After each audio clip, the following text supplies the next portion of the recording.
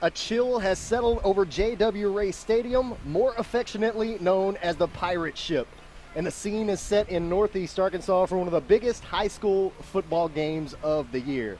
On one side, a team fighting for at least a share of their first conference title in school history and potentially a top seed in the playoffs. And on the other side of the field, a team trying to play spoiler. And with a little help from other area games, they too could wind up in the playoffs. Hello, everyone, and thanks for joining us. I'm Andy Maness alongside Ryan Short, and we're excited to bring you tonight's game, both on Facebook Live, via Tubetown Online, and on 92.7 ESPN Jonesboro. Tonight, it's the 5-4 Gosnell Pirates and the 7-2 Westside Warriors duking it out.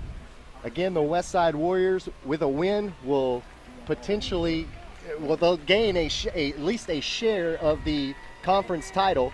Potentially, they could win it outright, but they're going to have to get some help from a couple of teams. They're going to have to get some help from Cave City and Brooklyn with wins over Truman and Rivercrest tonight. Yeah, coming in tonight, Westside just needs to worry about taking care of business here in Gosnell. As you see the graphic popped up on the screen if you're watching us live on the Tubetown Facebook page, there are a lot of scenarios that could take place tonight, and we're obviously going to be monitoring the scores from around the 4A3 conference, but what the Westside Warriors need to be concerned about tonight is coming out and getting this win. And no one likes the idea of sharing a conference title, but in just the mere fact that their school has never accomplished that before, they're coming out tonight, and I think they can do it, Andy.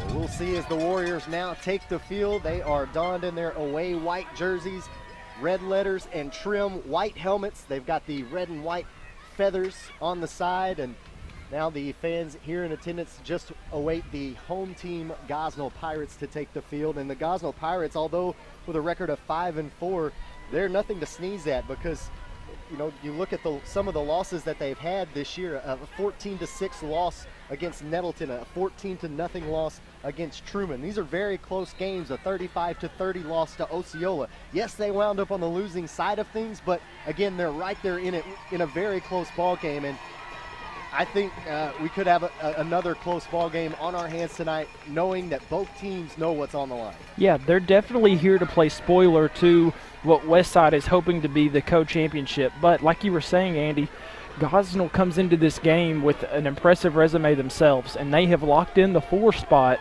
for the playoffs that are going to be happening next week. So, I mean, really, I expect a real smash mouth. If you've seen Gosnell play before, they're going to keep the ball on the ground most of the time. Yeah, and historically, this game has gone in favor of Gosnell. You see the graphic on your screen there. Since 2005, Gosnell has outscored Westside in this head-to-head matchup 543 to 159. In fact, you have to go all the way back to 2005 before last year's game, since Westside was able to score more than 14 points against the Pirates. Last year, the final score was 26-24 in favor of Gosnell. You had to go all the way back to 2005 to see a game where Westside scored more than 14 points. I think the final of that one was like 67-28 back in 05. So could have another high-scoring game here tonight in 2018. There's the opening kickoff, and it'll go out of bounds at about the 30-yard line. Westside kicking off from right to left to Gosnell, so the Pirate offense will come out on the field to start things with some pretty good field position. True to Tubetown form, the first kickoff of the game is going out of bounds, and that's sort of a theme we've seen throughout this year, is penalty-laden offenses and defenses on the field. We saw that last week when we were in West Tennessee, but here comes the Gosnell offense. I mean, if you take a look, the quarterback that they have under center, number 35, Brett Barberry, he's a big man under center. Wing T offense, he's going to throw it here on first down, taking a shot down the far sideline. Incomplete single-man coverage over there, trying to hit Amarian Partee, and he just threw it over his head. But how about the Pirates here on 1st and 10, first play of the game, trying to take a shot down the far sideline. They're coming out trying to set a tone. If you see here on the replay, this is just man-on-man coverage on the outside, and they're going to toss it up to one of their more athletic backs that they have. They run him out of the back. That he's going to be one of the only receivers you see tonight for Gosnell, unless they get into a situation where they need to come back. 2nd and 10 from their own 35-yard line. Man goes in motion. It's a toss right up the middle. Fumble. Ball's on the ground at the 43. The Warriors hop on top of it. 2 plays in, and Westside has got the football. They're coming out on offense. Man, you hate to see that little pitch on the right side. He's coming in motion. As soon as he gets to the line of scrimmage, trying to see who got their hand in there. It's one of those big defensive linemen for Westside, but the ball squeaked out, and it didn't really stay at his feet. It moved at the Gosnell 42-yard line, and as the Warriors get set, a Pirate will jump into the neutral zone. So hard count right there. They'll gift them 5 yards there, so now 1st and 5 coming up. The ball will be spotted at the Pirate 36-yard line. More the energy as we're broadcasting from the Warriors side of the field. The energy over here is a little bit electrifying. You could tell that the Warriors are fired up here on the sideline, especially after that fumble. And now a 1st and 5. River Engel under center, 3 backs in the backfield. Handing off to the right. Let's see who that was. If it was Logan McPherson that took the handoff there, it's actually going to be Hunter Scott. Yes, sir. On the carry there on 1st and 10. He'll move the ball down to about the 31-yard line.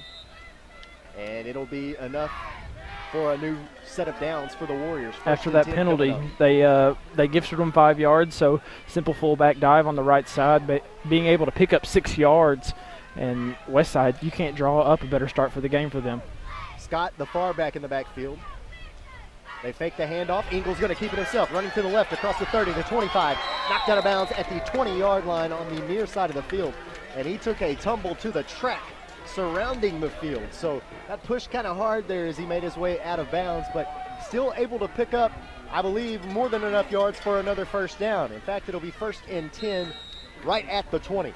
You can tell both coaches tonight came out with definitely a prescribed formula of how they were going to attack these defenses. You can see Gosnell come out taking a shot first play, incomplete pass, but then for Westside, a good chunk of yards on 1st and 5, and then I'm going to mark it up as a 12-yard run right there by their quarterback, and they're already inside the red zone.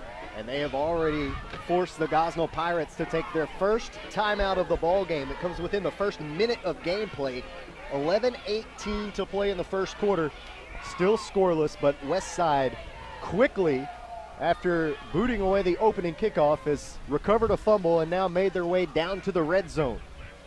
Yeah, we're here on this Westside side of the field. You can tell Coach Bobby Engel, he is pumped up for this team right now. He is trying to rally his troops and let them know that this is a moment that it's early in the game, but if you can get a turnover in the first 2 plays and knock it in for 7 points, you can only hope that the momentum keeps swinging your direction for the rest of the game. It'll be Logan McPherson, the far back in the backfield. He's going to take the handoff to the left this time. Bounces off of one man shy of the 15-yard line, and that's where he is ridden out of bounds. A pickup of about 5. And a nice run again on 1st down for the Warriors. The Warriors coming into tonight's game average 422 rushing yards a game. That's insane. That's something we're going to get a good dose from both teams. Obviously, Gosnell is comfortable putting the ball in the air, but both of these styles offenses are just absolutely designed to keep the ball on the ground, and so far, Westside seems to have everything going in their favor. 2nd and 5 now from the Pirate 15-yard line. The Warriors are set with one wide receiver. Again, it's a handoff to McPherson. He's trying to run between the right tackle and guard, and this time he's bottled up by the Pirates defense. They say that he lost the football, and the referee says that he did. The Pirates have recovered a fumble deep in their own territory and catch a big break there. And you know moments in your life when you're really anxious for the next day and you're really on the edge of your feet, you can't sleep at night, you're restless. You can sense that same type of energy here in Gosnell right now, that both these teams feel like at any moment it could break, and we have not even been a whole minute into this contest yet. Yeah, 11:01 officially left on the clock here in the first quarter. Already had 2 turnovers. Westside showing blitz here on 1st and 10 from the 14. It's a wide receiver screen out to the far side. Caught at the 15. Moved all the way down to about the, we'll say the 26-yard line. A nice little pickup on just a simple screen pass on 1st and 10. Yeah, Andy, I know we were here a couple years ago when Gosnell was playing, and they had a back then at the time that also could just just get large chunks of yards like that. As we look at the replay here from the fumble that Westside had a moment ago, you just see 3 or 4 blue hats all around that ball that was able to force that fumble. Yeah, the Pirates, everyone remembers Carlos Blackman for Gosnell and the damage that he did in at tailback. And now another run here on 1st and 10 will pick up about, we'll say 6 yards. It'll be 2nd and 4 now coming up for Gosnell. Ball spotted at their own 33-yard line. Andy, we've been spoiled so far. All of the snaps so far in the first 3 possessions have happened right here in front of us where we're located. Yeah, good night to leave my contacts at home after all. One wide receiver here on the near side. Looks like we had some early movement there, but Gosnell will get the snap off with a quarterback sneak right up the gut. Ball will be spotted right near the first down marker. The line to gain is about the 46-yard line, and they're going to spot it right at the 47. So a new set of downs coming up for Gosnell, and that's Brett Barbary on the carry. They came up to the line, little quick snap, and like we said, I don't have the numbers in front of me, but you can tell out there on the field he is a large Pirate out there on the field. Thick with 2 C's, as the young kids say. Is that what they say? That's what I hear. 1st and 10 coming up. Another single wide receiver going here on the near sideline, batted down right at the line of scrimmage. The pass intended out for, it looks like, Drew Reynolds. And great job by the Westside defensive end getting up and batting that one down. Same play they ran earlier in the drive to Partee on the far side of the field, and that time one of the defensive ends for Westside was able to get up and put one of their paws on it and knock it down. Seen a couple of different play calls here from Gosnell so far here in their, what's now their 2nd possession after the first turnover. See if they stick it on the ground or go back to the bubble screen. Send a man in motion. He'll run right up the gut. He is met immediately. Stopped for a loss as they try to hand it off to Jadarian Young. That was the same play that they fumbled on their first drive. This time they stopped for a loss of about 3 yards. So 3rd and 13 now coming up. Yeah, different formula to that play. Westside was in the backfield before he even received the pitch, and they're fortunate it didn't cause another fumble right there if you're Gosnell. Amarian Partee will come out and line up as the lone wide receiver here on the near side of the field. Gosnell working from left to right on your radio dial. He's going to throw it. Slant across the middle, way too high. Nobody's going to get a hold of that one, and it will fall down for a 4th and 12 now. Partee took a huge hit at the end of that play. McPherson was the one that was delivering it. He was running a slant route over the middle of the field, and McPherson's basically playing center field back there and totally was reading the quarterback's eyes and laid a hit on him when that ball was in the air. 9:23 left to play in the first quarter. Westside about to get the ball back. Logan McPherson back deep at his own 30-yard line to return the punt. Barbary standing on his own 24, ready to punt it away. Short spiraling punt will bounce at the Westside 45-yard line and roll down to the Westside 42. And now the Warriors come back out, and they will try not to fumble this one away. Both teams come down on their opening possessions and have turnovers, and we'll see what Westside tries to line up here. Like we said in the pregame and in their last possession, primarily they're going to keep the ball on the ground. Andy, you mentioned 400-plus yards is what they're averaging a game on the ground, so I wouldn't anticipate this late in the season them trying to dial up anything besides that. River Engle comes out under center. It's McPherson in the backfield with 2 blockers ahead of him. He's going to get the handoff. Runs it between the tackle and guard on the right side and will get dropped right at the Pirate logo at midfield. Ball spotted now at the 50-yard line, and it'll be 2nd and 4 coming up. Simple halfback dive right to the left side of the field. Had a nice lane. It was in the secondary before anybody got a hold of him. And once again, a lot of blue hats right there around him. Notice Hunter Scott giving a great block there to set the edge. 2nd and 4 from the 50, 8:40 left to play in the first quarter. Still scoreless. A pitch out to McPherson, running to his left. Makes it back to the 50. And he might have been able to stretch out to the 51, but he was bottled up as he crossed the line of scrimmage. Big 3rd down right here if you're the Gosnell defense. so far when Westside came out on offense, they seemed to be moving the ball down the field pretty easy until that fumble. Well, McPherson is a 1,000-yard rusher for this Westside Warrior football team, and now it looks like the other 1,000-yard rusher for this team is going to come in for him, and that's Davis Fowler. Fowler's got 1,300 yards on the year, 16 touchdowns. McPherson's got just shy of 1,100. He's got 18 touchdowns on the year. It's a dynamic duo. They've been doing it all year.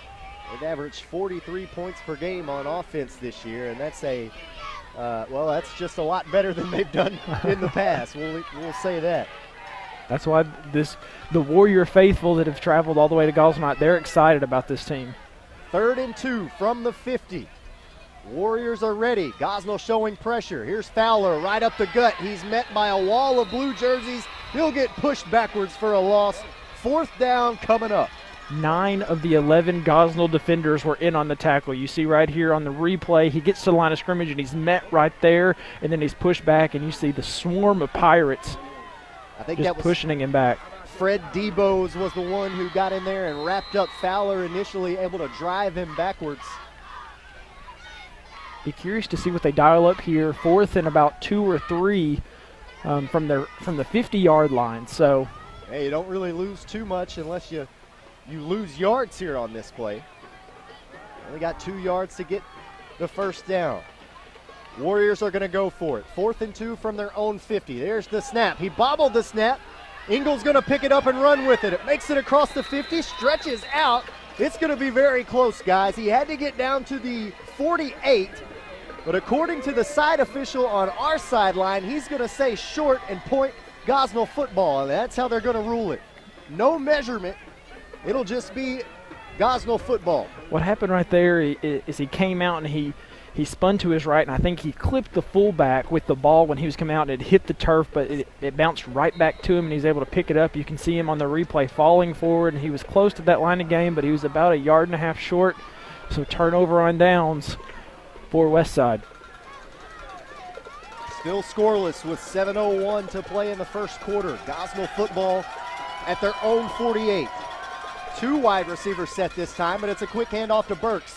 Sweeping to the left. He's across the 45-40, 35-30, 25-20, and he is tackled down the far sideline inside the 20. It looks like, Ryan, they're going to spot him at about the 18. It's going to be about a 33, 34-yard pickup. You see here on the replay, he just hit the line of scrimmage with a head of steam, and he had a lane on that far side, made one defender miss, and then he was off to the races, eventually got caught. It was actually the cornerback for Westside on the far side that was in pursuit that ended up making him slow down, but looks like Gosnell's found some life on their offense here.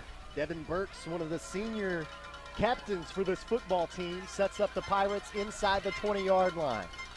Here's Burks again in motion. Check that. They're going to hand it off to Kadarius Young. Young, after initially hitting quite a few white jerseys there, it looks like he's able to keep the pile moving forward down to about the 14-yard line. So a pickup of about 5 there.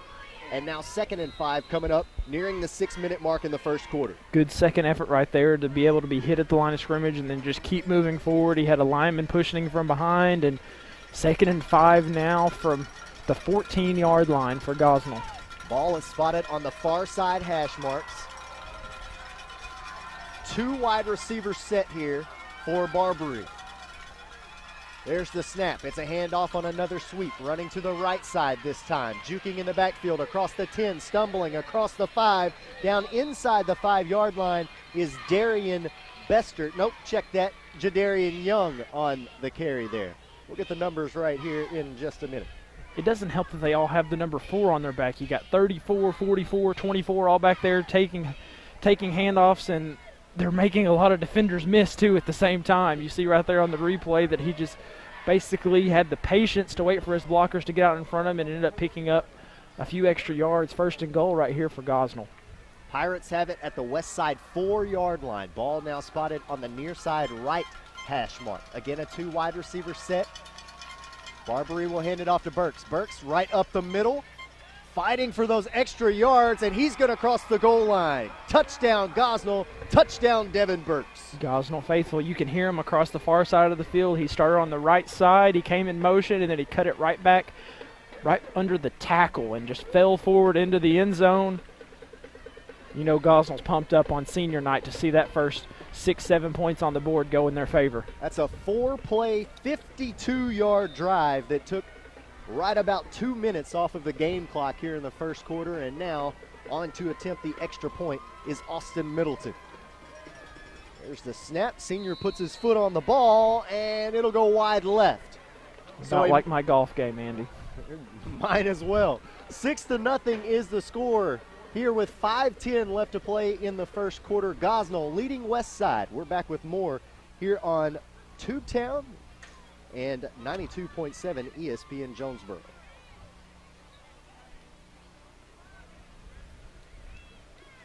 You've got a lot of choices when you buy home furnishings. There are many reasons to choose Hubbard & Hoke Furniture, Blytheville and Osceola. At Hubbard & Hoke, you'll find a great selection of furniture, appliances, bedding, and electronics with outstanding service, 6 ways to finance your purchase, and free local delivery. Plus, you'll get a great deal every day on name brands you know and trust. Great deals, outstanding service, and free delivery. You're going to love Hubbard & Hoke Furniture, Blytheville and Osceola. Andy Maness and Ryan Short welcome you back to Gosnell, where the Pirates have hopped out to a 6-0 lead over the Jonesboro Westside Warriors. Thank you for tuning in tonight on our Facebook live stream here on Tubetown Online and also on 92.7 ESPN Jonesboro. Thanks for joining us on this chilly Friday evening. About 50 degrees here in the first quarter. Gosnell finding the end zone on a 4-yard touchdown run from senior Devin Burks. And now the kickoff after the touchdown. Looked like they were maybe attempting an onside kick, but it'll roll out of bounds. It never even looked like it never even left the ground. Roll out of bounds on the far side at about the 40-yard line. So we'll see where Westside is going to come out with the football. Should be right there. It looks like they spotted it right about the 38, actually. Both teams having their woes here to start the game as far as kickoff and kickoff return is concerned. Well, each team has coughed up the football once as well. Both teams fumbling on their opening drives of the evening. Only took 2 plays for Gosnell to fumble. Meanwhile, it took 4 for Westside. Gosnell bringing pressure here on 1st and 10. Ingle will throw out to the 50-yard line. A leaping grab made by his wide receiver. Caught for a first down. Jared Garner, the sophomore, will move the chains. Nice little play call there by the Warriors. Play action. Play action up the middle, little 3-step drop, tossed it up in the air.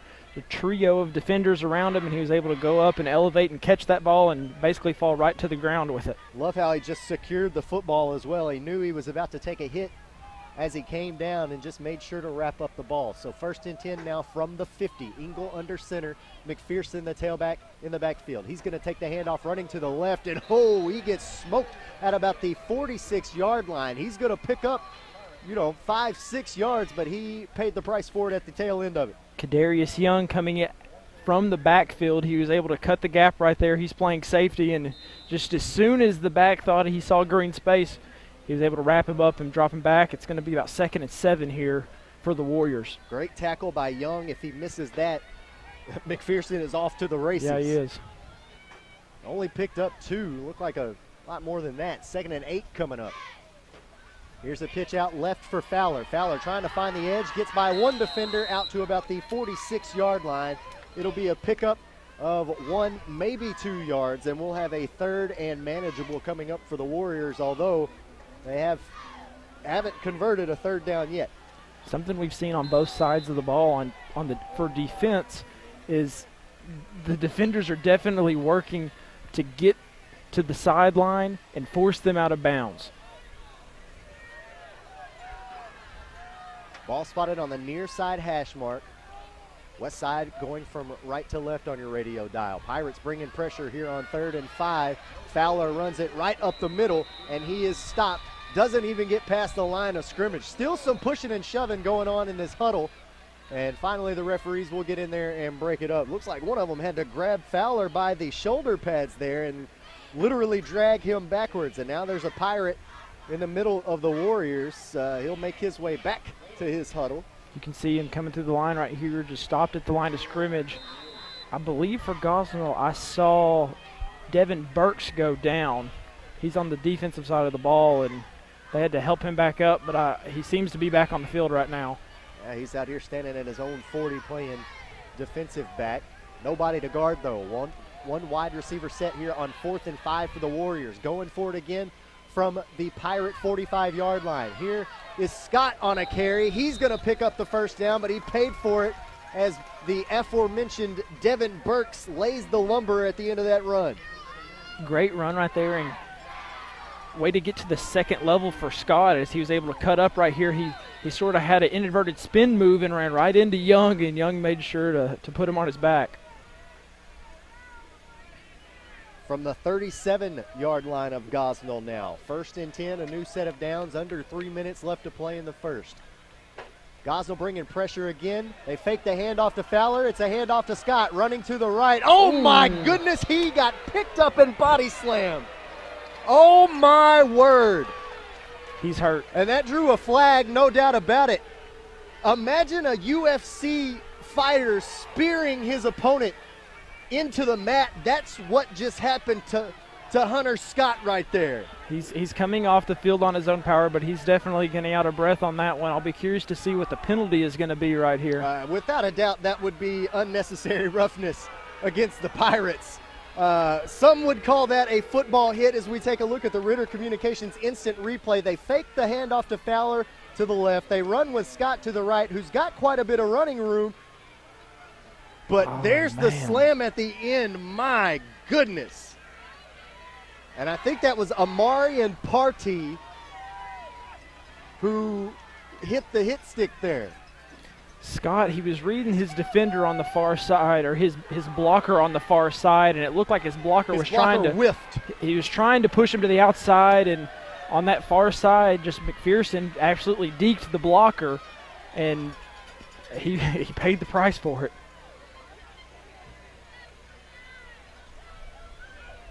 So now they're going to add some more penalty yardage. I don't think they walked it off far enough. Both sidelines right now are pretty irate because Westside is wanting more yardage added to the penalty, but Gosnell, in their defense, they saw that as a clean hit, a football play, and yes, it was very theatrical, but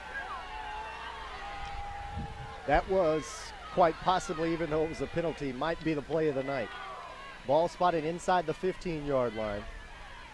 There's the handoff. Nope, they fake it. Ingles going to throw. His receiver slips at the 7, can't catch it. It'll be incomplete. And 2nd and 10 now coming up from the 14-yard line. Ingles rolling out to the left side. He is left-handed, so that is his throwing side. But in pursuit, coming from his back was Jadarian Young in pursuit, and he laid him out after he released that ball, and his receiver unfortunately wasn't able to keep his footing. But after the play, you saw both players reach down, help each other up, and now they're back on the field for 2nd and 10. These teams are out here swinging lumber tonight. 2nd and 10 from the 14-yard line. 2:21 left to play in the first. There's the snap.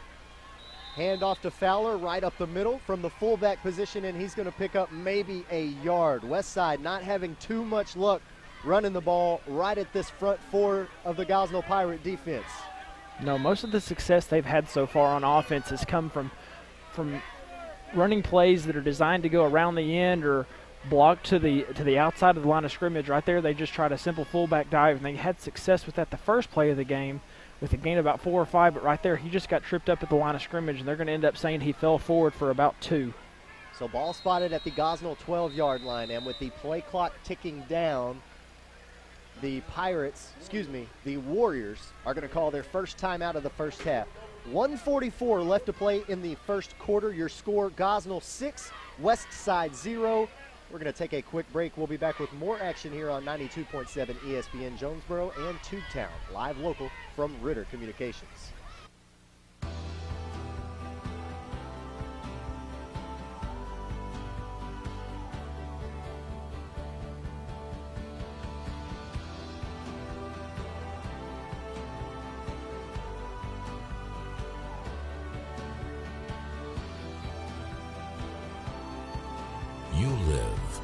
we put you first.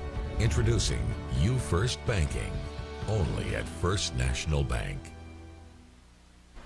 We welcome you back to Gosnell. Andy Manus and Ryan Short here with you, where the Warriors are threatening to score against Gosnell. 6-0 is the score. Gosnell leading. 1:44 left to play in the first quarter. Westside has got the ball, 3rd and 7 on the Gosnell 12-yard line. So Warriors wanted to call a timeout, talk over some things. They come out of the huddle with a 2 wide receiver set, 1 on either side for River Engel. 2 backs in the backfield. Fowler's the far back. Play action to the fullback. Toss out to Fowler in the flats. He's hit. Trying to keep his footing. He's driven backwards to the 20-yard line. They're going to stop his forward progress at about the 12, but what another strong defensive stand here from the Gosnell Pirates.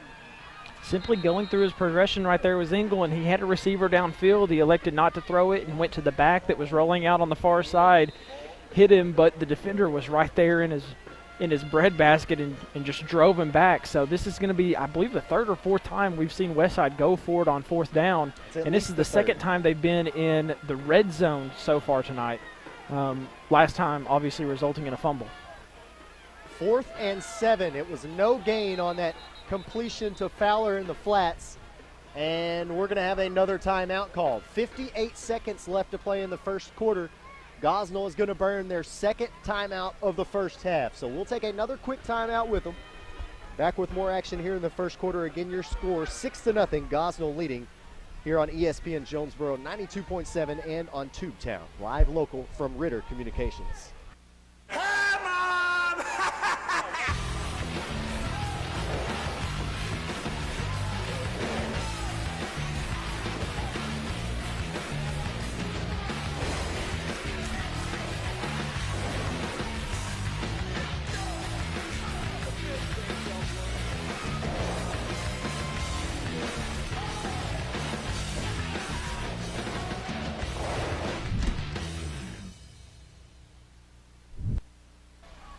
Andy Manus and Ryan Short welcome you back to J.W. Ray Stadium here in Gosnell, where the Pirates have a 6-0 lead over the Westside Warriors, but the Warriors threatening to score. They've got it 4th and 7 from the Gosnell 12-yard line. Gosnell has called their 2nd timeout of the first half, and now the Warriors have broken the huddle. They're ready to go.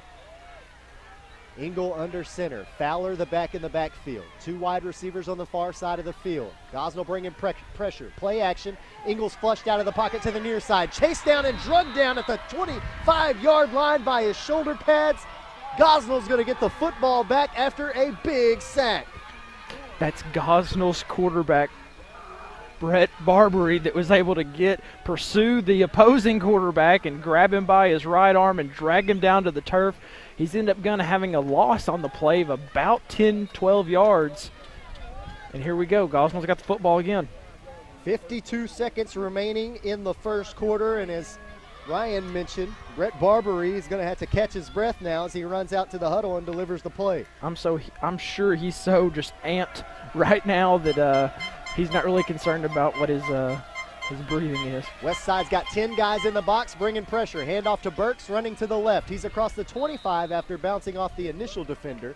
He's going to pick up what looks to be maybe a yard and a half.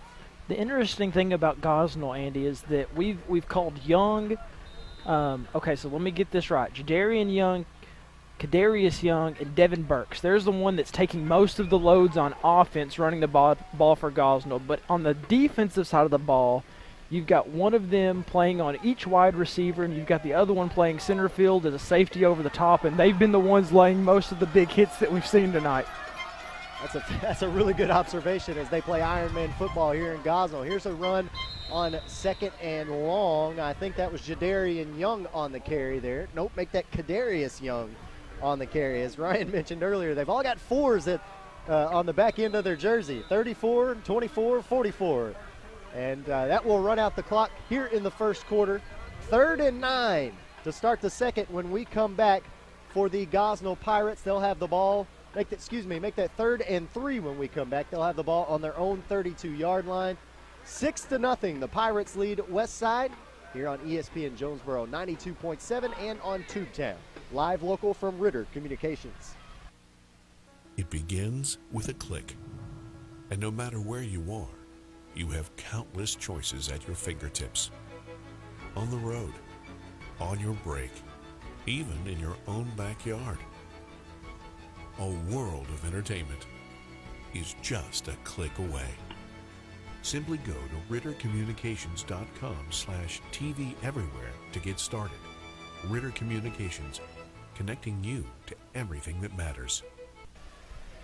Welcome back to J.W. Ray Stadium here in Gosnell. Andy Maness and Ryan Short ready to start the second quarter with you. Gosnell leading the Westside Warriors 6-0 to start the second, and it's also Pirate football. 3rd and 3 from the 32-yard line. And as you can see from this graphic on our screen, a lot riding on tonight's football game. Westside needs to come out and take care of business in the last 3 quarters, giving you some updates from around the league. Truman leads Cave City 6-0, and Rivercrest and Brooklyn are tied at 7. Back here in Gosnell, 3rd and 3. Barbary looking to throw. Down the near sideline, leaping grab, caught as he fell out of bounds, but Partee pleading his case to no avail. It will be incomplete. 4th down coming up. The referee said he was out of bounds when he came down. Let's take a look at the replay here. What a grab. He's only got to get 1 foot in, and it looks to me like he might got have awfully close if he didn't. But the line judge on this near side, as soon as the ball went up, I was looking at his location. He was at the line of scrimmage, and he had a good angle at that. We didn't from our vantage point, but they called him out of bounds. Yeah, absolutely. Had a much better look at it than we did. Now Barbary from his own 20 is going to punt. Westside brought pressure. Couldn't get to him. McPherson calling for fair catch. Lets it fall right through his bread basket. But luckily for the Warriors, he's going to fall right on top of it. And the clock will stop at 11:47 left to play here in the second quarter. Andy, as we were mentioning ago, Westside is currently sitting in 3rd place in conference. So right now this is a must-win for them if they want to get that co-championship spot as far as conference play is concerned. But then also if they're wanting the 1 seed going into playoffs, they have to get some help from other teams around the league that have had tough years, but so far all those games look to be about the same as ours right now, as Rivercrest is tied up and Truman has a 6-point lead. Westside will now be moving from left to right on your radio dial. They've got the ball spotted at their own 37-yard line. Engel with the I formation, 3 backs in the backfield. McPherson, the tailback.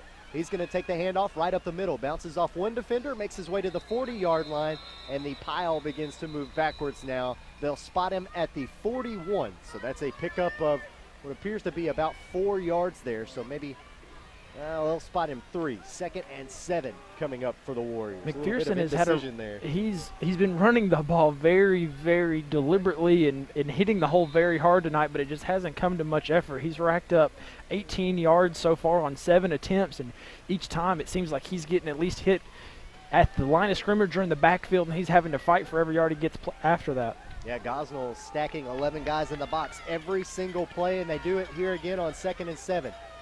Bringing pressure from the edge. Play action, slant route over the middle, incomplete. He was open too. Gosnell had brought the house there, and Jared Garner streaking down the field from the tight end slot. If he had caught that, would have had a foot race to the finish, but would have had a new set of downs, no doubt. Yeah, Engel simply released the ball when he was about 5 yards down the field, and unfortunately it was about 7 yards down the field before he turned around to locate the ball, and it just fell right behind him. So 3rd and 7. Again, the I formation. This time they have 1 wide receiver here on the near side. Gosnell brings pressure, fakes the handoff. It's a double fake. Here's Scott running to the near sideline, makes his way to the 42-yard line, and he is driven out of bounds by, guess who, Jadarian Young. That's twice we've seen Westside run that play where they fake the run to the left side, and then they end up bringing it back to the right. But good pursuit defense by Gosnell because they're reading the linemen, and the linemen are pulling in this direction, and they were able to knock it up only for a gain of 1. So now Westside is bringing their punt team out on the field for the first time tonight. Clean snap, clean punt, spiraling, bouncing at the 30-yard line. It'll take a Warrior roll sideways now. It was rolling towards the 25 and then took a spin and wound up right where it initially hit at the 30. So now the Pirate offense will come back out. Had to punt their last time out, At the time before that, they found the end zone, a 52-yard drive. Only took them 4 plays to get there. Like to see a little bit more running here from that trio of backs they've got. Both offenses have come out with a very focused mindset that they're coming out and they're getting up to the ball quickly. They're snapping, they're running their play. A lot of intensity, and both teams have had several possessions here in the first 14 minutes of the contest. Ball spotted at the 30-yard line. The tailback comes around from the left end to take the handoff right up the middle, and it goes nowhere. I think that was Jadarian Young.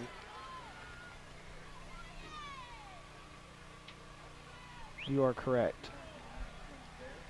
That will bring us under 10 minutes to play in the half. 6-0 is your score. Gosnell leading. Pirates have got the football. Ball is spotted on the Pirate 30-yard line. It's spotted on the far side hash marks. Pirates moving from right to left on your dial. They come out of the huddle with 1 wide receiver. Now they're going to run to the left. It's Burks. Burks across the 30. Now he's across the 35, knocked out of bounds. And a flag came flying out at about the 28-yard line, so I would imagine this one is going to come back. And it is a holding penalty against Gosnell. I think that's going to go against Jadarian Young. He was the back on this near side that he was coming to set the edge, and I think he was just holding the defensive back just a little bit too long. So they'll back that one up 10 yards from the spot of the foul, and they'll replay the down. It will be 3rd and 10. 3rd and 20 coming up. Got to get the math right on the scoreboard there. 9:29 left to play here in the second quarter. A really good opportunity right here for Westside. If they can get some type of defensive stop, pin Gosnell deep, depending on how the punt goes, they may can start with the ball in their own field or in Gosnell field position. But we've seen tonight so far, I mean, they've gotten to the red zone twice and haven't been able to come up with anything. They're going to come out of the huddle here with 2 wide receivers. Haven't seen this look yet. 3 seconds left on the play clock. There's the snap. Barbary looking to throw. Drops back. No pressure. Ball caught at the 25. Taken out to the 30. Juked a man at the 35, and the wide receiver will take a baseball slide down to the 40-yard line. That's Amarian Partee showing off his footwork there, and he'll pick up a new set of downs. 20-yard pitch and catch. There's a stop route on the far side. He makes the first defender miss with that move right there, and then you see him put on the brakes and just absolutely watch Zach Melton run right by, and he slides forward. I mean, I guess if you have a 20-yard play in your book, you throw it for 5 and you just let your back go and do the rest. And Partee had 4 Warriors bearing down on him after he juked the first 2. He knew he wasn't getting by those, so he took the easy way out of the end of that one. 9 minutes now left and a new set of downs. 1st and 10 from the 40-yard line. And not sure what happened there, if it was a loose ball or what, but a pile around the snap. The play goes nowhere, and it'll be 2nd and 10 coming up. I don't know if Barbary tried to keep that one himself or what happened on that play, but either way, 2nd and 10 coming up. Ball spotted on the far side hash marks. You notice the pace of play has slowed down just a little bit from what we saw from the first few possessions. Gosnell coming out, taking their time a little bit before they get under center. 1 wide receiver on either side for Barbary. He's going to throw. He's got Reynolds here on the near sideline, caught at the 45. Hit by the initial defender, and then he drug him down to the 50. I think they'll actually spot him at the 49-yard line. So a pickup of 9 through the air there to Drew Reynolds on the little screen play. That'll bring us to the 8-minute mark. 3rd and 1 now coming up from the 49-yard line. Ball spotted on the near side hash mark. The passing, the whole passing attempts by Gosnell so far have been fairly efficient. The first play of the game, we see that shot down the field, but everything else has been 5, 7-yard passes down the field, and they're just making yards after the catch. Send a man in motion. It's Kadarius Young. He'll run from the left to the right and take the ball right up the gut. He's going to pick up a new set of downs. Moves the football down to the 48-yard line, and it will be 1st and 10 from there. And the Pirates are keeping this drive alive. Gets hit at the line of scrimmage and falls forward once again. That running that we've been talking about all evening so far, and he's able to pick up a fresh set of downs on a big 3rd down play right there for Gosnell.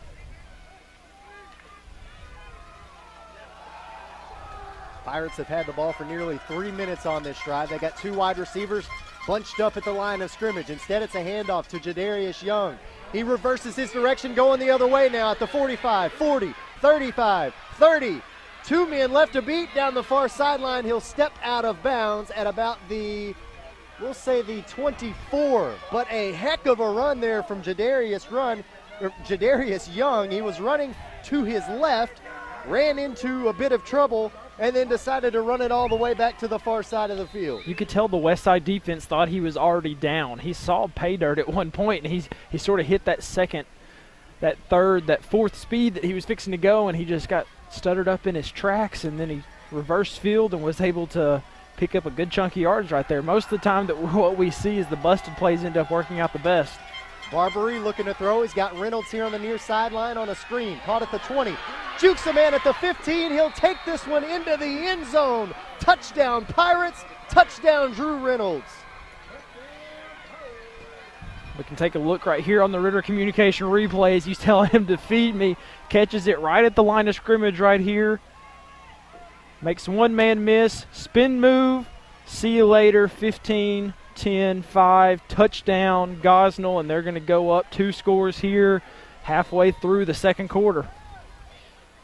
24-yard touchdown pass from Brett Barbary to Drew Reynolds. And it looks like the Pirates going to go for 2 here. They missed the extra point on their first touchdown back in the first quarter. So now Barbary lines up under center. There's the handoff. Jadarius Young trying to find the corner on the near sideline. Diving for the pylon. Did he cross it?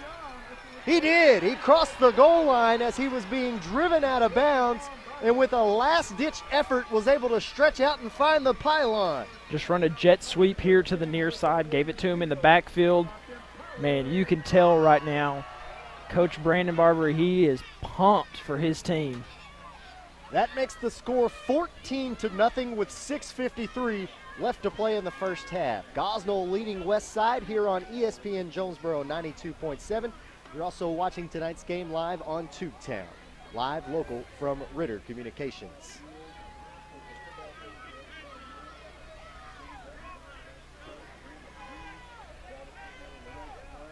Introducing Ritter Home Security.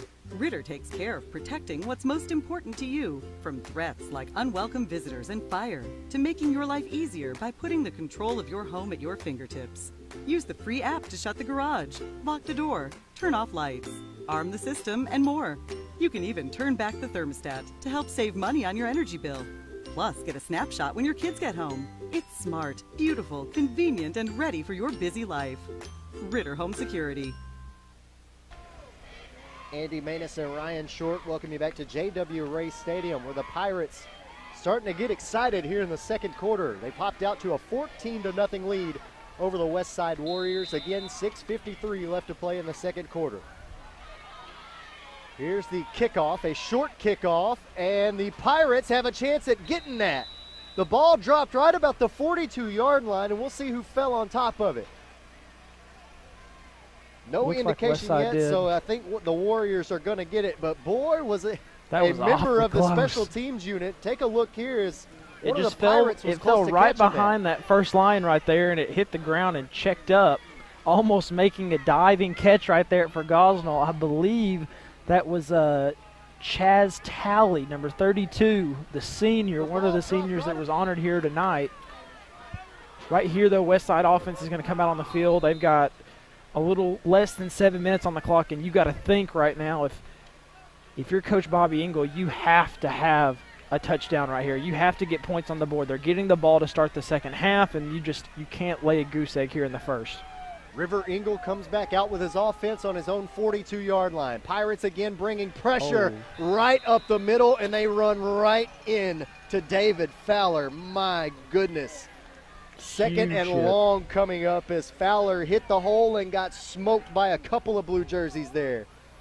I think also on that tack was Fred DeBose, senior offensive and defensive lineman. He laid a lick on him as well, and, I mean, just nothing going right there on first down for Westside. Well, and you mentioned it earlier, Devin Burks doing things on offense, also doing things on defense. He was another one of the defenders in there for Gosnell.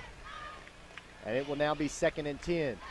It's a pitch out to Fowler, running to his right, trying to find the edge, and it's Kadarius Young in the backfield who will stop Fowler for a loss at the 37-yard line. That is a loss of nearly 10 yards. It'll be 3rd and 17. You can see right there on the replay, Young, as soon as he saw the back coming in motion, his directing, he started spotting and locating defenders to figure out where the block was coming, and essentially he just threw his body at the ground where the back was going, was able to drop him for a 5-yard loss. It'll be spotted at the 37. It'll be 3rd and 15 now for the Warriors. 2 wide receivers on the far side of the field, and with the play clock ticking down to 1, Coach Engel is going to call a timeout. So they call their second timeout of the first half, and it'll stop the clock with 5:28 left to play here in the second quarter. So we'll take a quick timeout with them. Gosnell leading Westside 14-0. You're listening to it right here on ESPN Jonesboro 92.7 and watching it on Tubetown, live local from Ritter Communications. Technology was supposed to make our lives easier. No one told us about the plethora of glitches, viruses, hackers, hundreds of passwords to remember, and getting all our tech to sync up. Introducing Tech Home. Technology made easy for you and your devices. Tech Home makes it easy to set up, protect, and enjoy your internet-connected devices anytime, anywhere. Security, password management, backup, and premium tech support. Get back in charge of your digital life now with Tech Home. Anus and Ryan Short back here with you in the second quarter. 5:28 left to play in the second. 3rd and 15. Engel drops back on play action, looking to throw, and he's sacked at the 31-yard line. Dropped to the turf by guess who? Quarterback Brett Barbary. He's been in the backfield multiple times now, dropping the quarterback for a loss, and right there could not have been any bigger of a play on 3rd and 15. They were looking down the field trying to pick up the first down, but this is going to force Westside to punt. Engel was rolling out to his right, trying to get his body turned to throw, and when he squared up to let it loose, Barbary just hit-sticked him. There's the punt. It'll take a bounce at the Gosnell 40-yard line all the way down to they're going to keep letting it roll down to the 28. Great punt there from the Warriors, but now their defense has got to make a stand. So far, the atmosphere right now, Gosnell is coming out, and they just have a certain intensity. They're hitting the holes harder. They're staying on their blocks longer. They're making more plays on their feet after the catch. Westside is full of athletic backs, linebackers, defensive backs that can make plays happen, but it just hasn't fell in their direction so far. I would definitely say just that looking out on the field, Gosnell definitely has the size advantage in this matchup as well. 1st and 10 from the 28-yard line for the Pirates. Barbary looking to throw on 1st and 10, and it will be incomplete. Intended out there for Riley Green, and it'll be 2nd and 10. The Westside Warriors offense having a little huddle away from the rest of the team down here. Looks like the offensive line is not necessarily getting an earful, but maybe they're just having a little meeting down here at about the 35 away from the rest of the team. And Ryan, looking at the way that the offense has played tonight, that's one area where they've struggled because the Gosnell Pirates are just coming right through the middle every time. They're bringing 10 guys on every play. Here's a run on 2nd and 10 to the right side from Kadarius Young. He bowls over 2 defenders. He's made his way down to the 50-yard line and finally knocked out of bounds. What a run on 2nd and 10 for Kadarius Young. He is going to pick up, I believe, about 22 yards on the play. Yep, that's where they're going to spot it. And I was trying to see where they were going to spot the football, but it'll be right at the 49-yard line. Take another look. They ran a similar play that we've seen Westside run multiple times, where they fake it to one way or fake it to the left side, and sort of do like a 360 with the quarterback and hand it off to the other back, and he's able to go untouched. And we've got a player down, a Westside player down. He seems to be making his way to his feet. That's Logan McPherson. That would be a big-time loss for the Warriors. But he is getting up and walking off. He seems to be all right. Man, looking back at that replay, I'm watching it on my phone, so it's on a little bit of a delay. I mean, absolutely carrying backs downfield.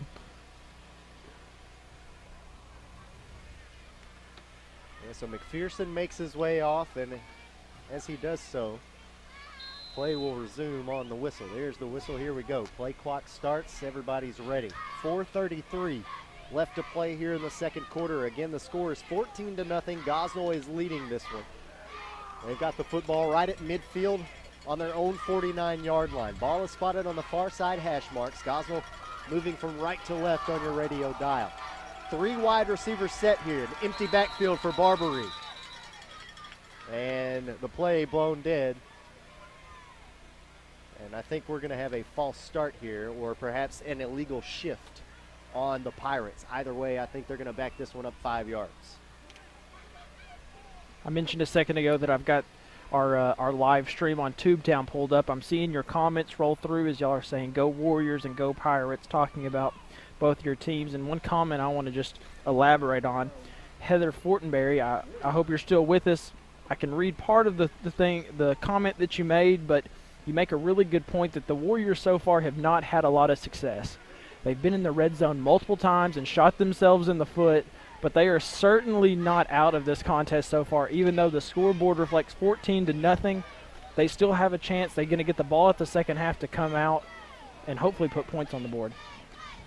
Yeah, you go back to that opening drive when Gosnell fumbled the football on the second play of the game.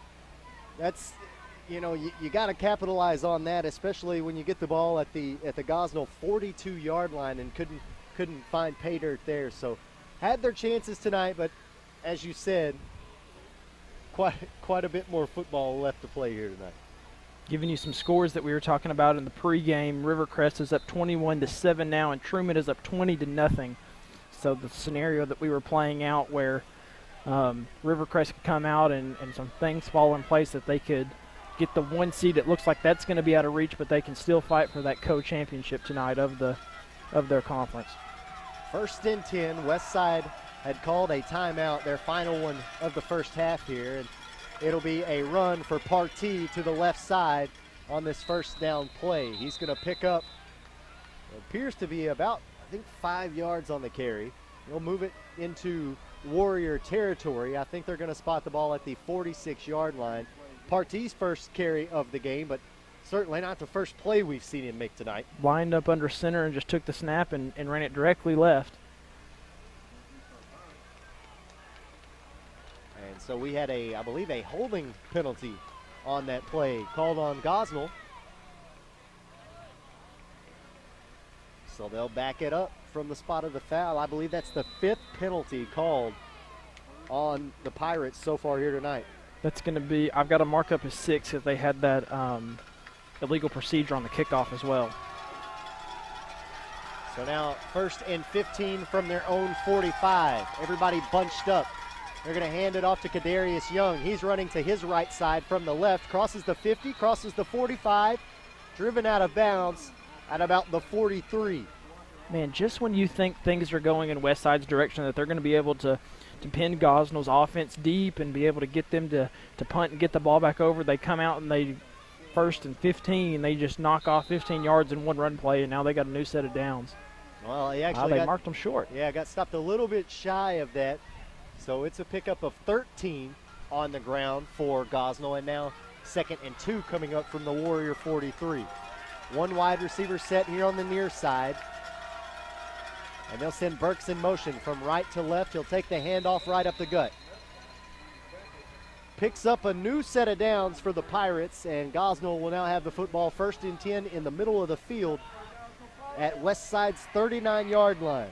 As soon as they get the ball set and the chains moved, clock's going to be ticking under 4 minutes right here. So Gosnell has plenty of time to make plays happen. We saw it earlier, one pass play. It's a pass behind the line of scrimmage, but they're able to just march it off the field whenever missed tackles are happening. 1st and 10, Barbary looking to throw. Throws it out to Partee. Partee tackled at the 34-yard line, but not before picking up about 5 yards. Just a simple little hitch route. Caught on the far side numbers, and it'll be 2nd and 4 now coming up. Good open field tackle right there. by Westside. I'm trying to spot that number. I believe I saw that was Jared Garner that was the one that was able to wrap him up right there and bring him down. 2nd and 4 coming up. That was a pickup of 6 through the air. Partey now lined up on the near side. Burks goes in motion. He'll take the handoff right up the gut. Runs right into a couple of white jerseys, and he's driven backwards. It's going to bring up a 3rd and about 4 right here for Gosnell, but you can only imagine they've moved the ball this far down the field that this is probably going to be territory where they're going to be going forward on 4th down as well. This 8th play will be their longest drive of the night. They had one that was 7 plays back in the first quarter that resulted in a punt. Let's see if they can convert here on 3rd and 4. 2:25 left to play in the half.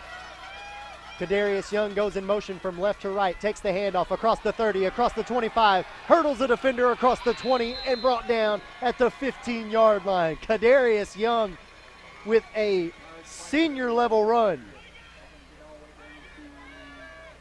He's going to pick up about 14 yards right there, and he's going to stay in the game. I mean, he's one of the absolute mules on this offense that you can see him dragging defenders down the field, picking up the 1st down right there for Gosnell. Sure thought he jumped over one of those guys as they fell, but he was just high-stepping, trying to keep those feet churning. Inside the red zone, 1st and 10 from the 16. Ball spotted on the far right hash mark. Kadarius Young again goes in motion, but they'll hand it off to Jadarius Young right up the gut. A little bit of a misdirection there, but they'll still pick up about 5 yards, and it'll be 2nd and 5 from the 11 coming up.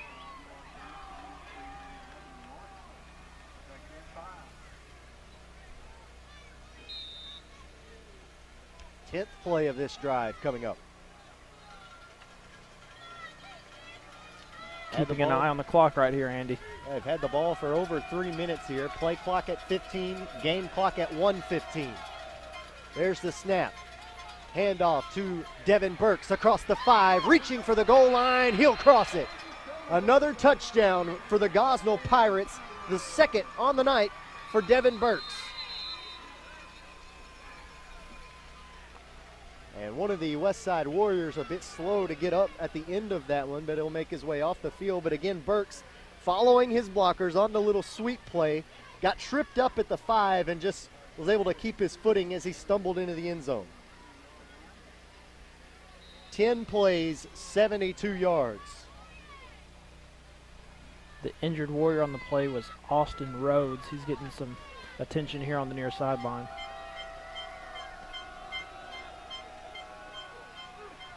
Extra point is up, and that one's good. So the score now 21-0. Gosnell pitching a shutout here in the first half with 1:10 left to play in the 2nd quarter. It's Devin Burks again taking it into the end zone, this time from about 5 yards out, extending the lead for the Pirates. We're back with more here on ESPN Jonesboro 92.7 and Ritter Communications Tubetown. Life doesn't always go as planned. So when a power surge affects your TV, or a breakfast mishap takes out your laptop, Guardware multi-device protection gives you peace of mind, knowing your devices will be repaired or replaced with just one call, and without breaking the bank. Protection you can trust. Guardware from Ritter. Enroll today to keep what matters most protected tomorrow. Andy Maness and Ryan Short welcome you back to Gosnell, where the Pirates have shocked the Westside Warriors here in the first half. 21-0 is the score with 1:10 to play in the 2nd quarter. They'll kick this one off short once more, and it will once more go out of bounds. I think we've had a kickoff. Every kickoff tonight has gone out of bounds, I believe. At least they're consistent. That, if anything. So the Warriors come back out on offense, still trying to find the scoreboard. They'll have the ball on their own 40-yard line. They started the game tonight with great field position on their first drive, recovering a fumble. They had the ball on the Gosnell 42. Just could not find the end zone. They moved it all the way down to the 14 before they coughed it up themselves. Ball spotted on the far side hash mark, I formation with one wide receiver. Here's Gosnell bringing pressure once again, and again they get to the backfield and will wrap up the tailback, Hunter Scott. Oh, and Scott takes a bump there at the end of that one from Amari and Partee. The referees are going to have to get in here and separate this one. Partee comes in at the end of that one. He didn't even have a hand in the play. Scott was frustrated with the tackler and kind of gave him a little bit of shove as the two separated. And then Partee comes in here at the end and gets away with a little shove. I think it's frustration on both sides of the ball right now, but after that play, what I was chuckling at is both head coaches were past the numbers out there, having an earful with their players and the refs, hoping they won't have to go out there and break anything up. 25 seconds left and counting, 12 seconds left on the play clock for the Warriors. They do get the ball back in the third quarter. Here's the handoff to McPherson. They'll just run it right up the gut. And it looks like they are content to go to the locker room and talk some things over. Everybody's headed toward the sidelines, so that's exactly what's going to happen with 2 seconds left, 1 second, and there it is. Again, the Pirates have come out in front of their home crowd, and they have made a statement for the first 2 quarters of this football game. They lead the Westside Warriors 21-0. Headed into the locker room for halftime. We're going to take a quick break, tally up some stats for you. We're going to take a look at some scores around the area. Obviously, everybody keeping an eye on the Rivercrest game and the Truman game. Although, for Westside Warrior fans, things not going so great for them so far here tonight in Gosnell. We're going to step aside. We'll be back here momentarily with the Ritter Communications halftime show here on ESPN Jonesboro 92.7. and on Tubetown, live local from Ritter Communications. You've got a lot of choices when you buy home furnishings. There are many reasons to choose Hubbard & Hope Furniture, Blytheville and Osceola. At Hubbard & Hope, you'll find a great selection of furniture, appliances, bedding, and electronics with outstanding service, 6 ways to finance your purchase, and free local delivery.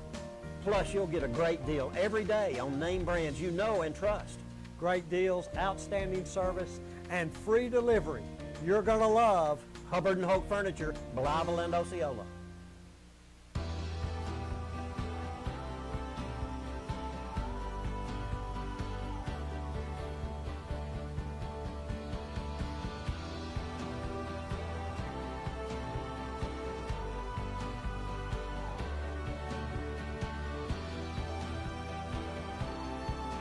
You live. We put you first. Introducing You First Banking, only at First National Bank.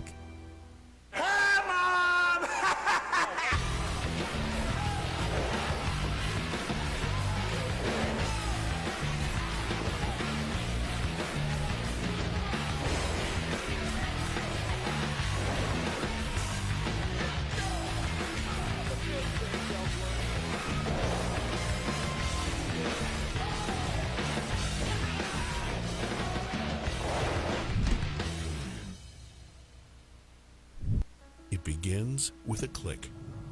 And no matter where you are, you have countless choices at your fingertips.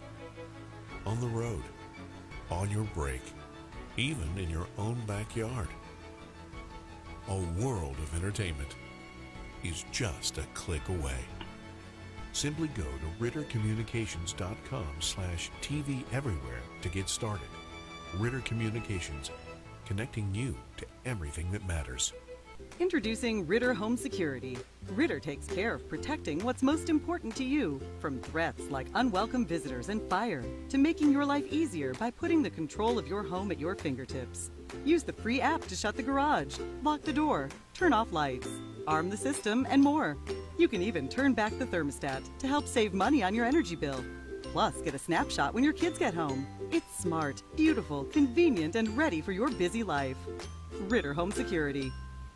Technology was supposed to make our lives easier. No one told us about the plethora of glitches, viruses, hackers, hundreds of passwords to remember, and getting all our tech to sync up.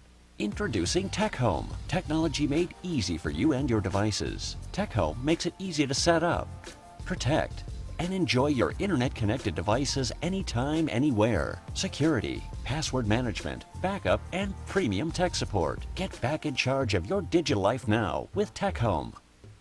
Life doesn't always go as planned.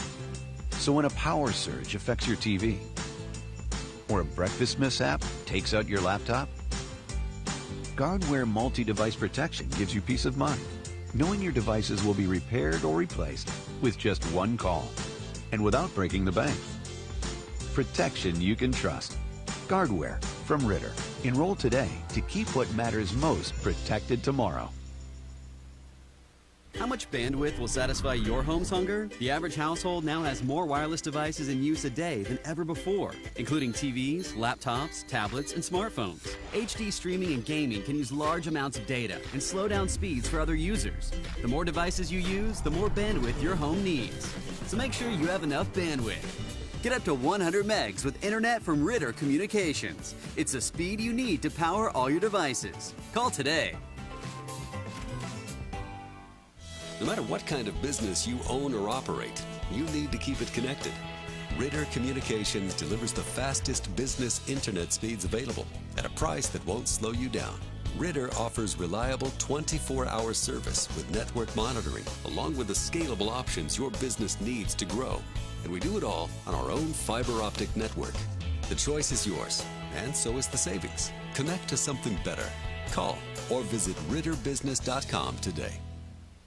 Satellite TV providers force you to sign a long-term contract, then saddle you with second-rate service and price increases. Ritter delivers TV service with stunning HD channels, plus bundle savings on the area's fastest internet, and a better home phone service with no long-term contracts, backed by our local customer care team. No contracts, no nonsense, just great service.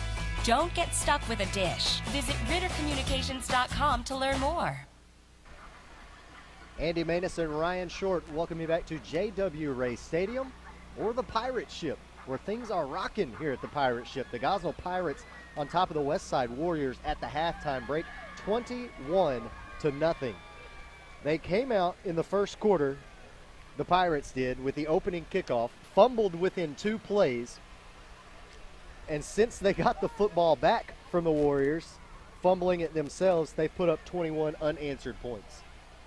Yeah, it's been a one-sided affair so far, especially with just the intensity that Gosnell's come out with on defense and offense. You can tell that trio of backs that they have has really led the way for them, and it's I would love to say that it has been an effort by committee, but there's definitely been a few names that have stuck out, Andy.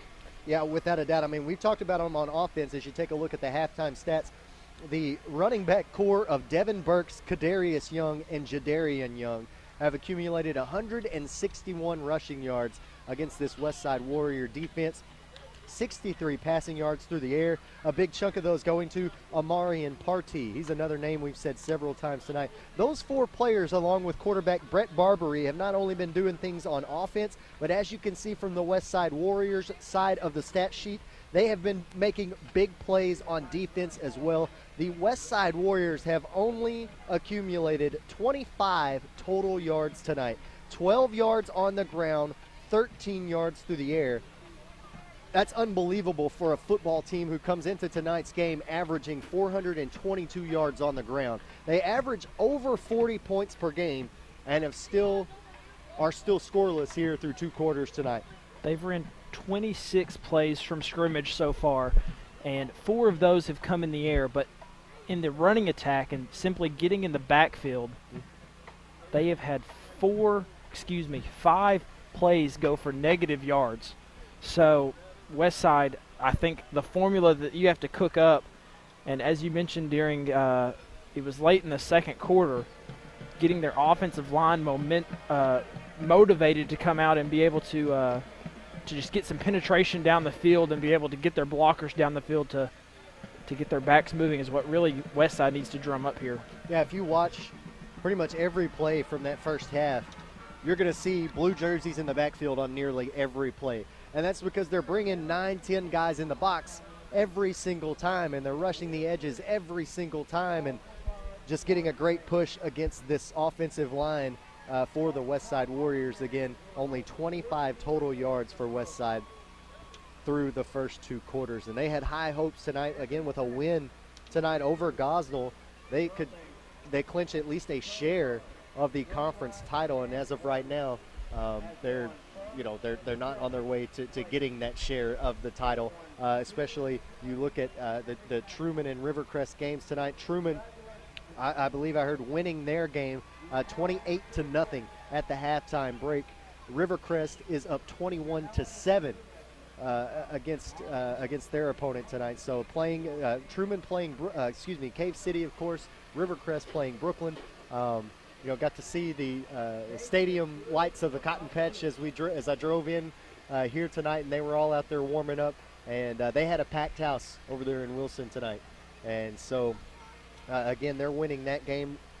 All 3 teams tied at the top of the conference. Westside, Rivercrest, and Truman, and Westside's the only one not winning their game.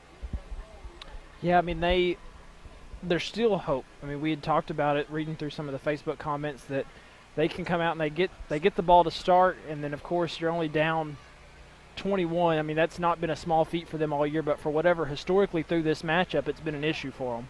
Yeah, we talked about that, at the beginning of the game. You have to. This is a team that Westside has never beaten before. We talked about the Rivercrest victory earlier this season and how that was quite possibly the biggest win in school history.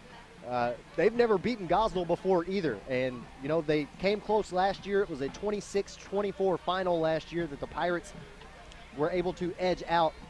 But before last year, you have to go all the way back to 2005 to see the last time Westside was able to put up more than 14 points against Gosnell. And so far here through 2 quarters, they're scoreless tonight. That just adds on to that overwhelming point tally there that you see at the bottom of your screen. Since 2005, Gosnell has outscored Westside 543 to 159. So you can tack on 21 more points to that. It's 564 to 159 That's great now. Quick math. Well, it was very easy. They're low numbers. That's the only reason I was able to pull that off. 21-0 is your score here at halftime. We're going to step aside for another quick break, and when we come back, we're going to give you what we think is going to happen here in the second half, and we're going to take a look at some of the other scores from around the area. Obviously, we had quite a few games played last night as well, so we'll tell you the finals of those coming up on the Ritter Communications halftime show. Again, thanks to everybody listening on ESPN Jonesboro 92.7, and thanks to you guys watching on Facebook on Tubetown Online by Ritter Communications. You've got a lot of choices when you buy home furnishings. There are many reasons to choose Hubbard & Hope Furniture, Blytheville and Osceola. At Hubbard & Hope, you'll find a great selection of furniture, appliances, bedding, and electronics with outstanding service, 6 ways to finance your purchase, and free local delivery. Plus, you'll get a great deal every day on name brands you know and trust. Great deals, outstanding service, and free delivery. You're going to love Hubbard & Hope Furniture, Blytheville and Osceola.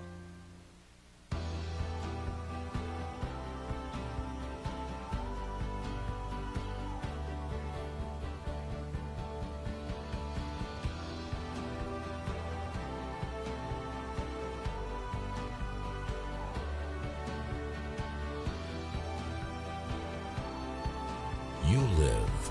We put you first. Introducing You First Banking, only at First National Bank.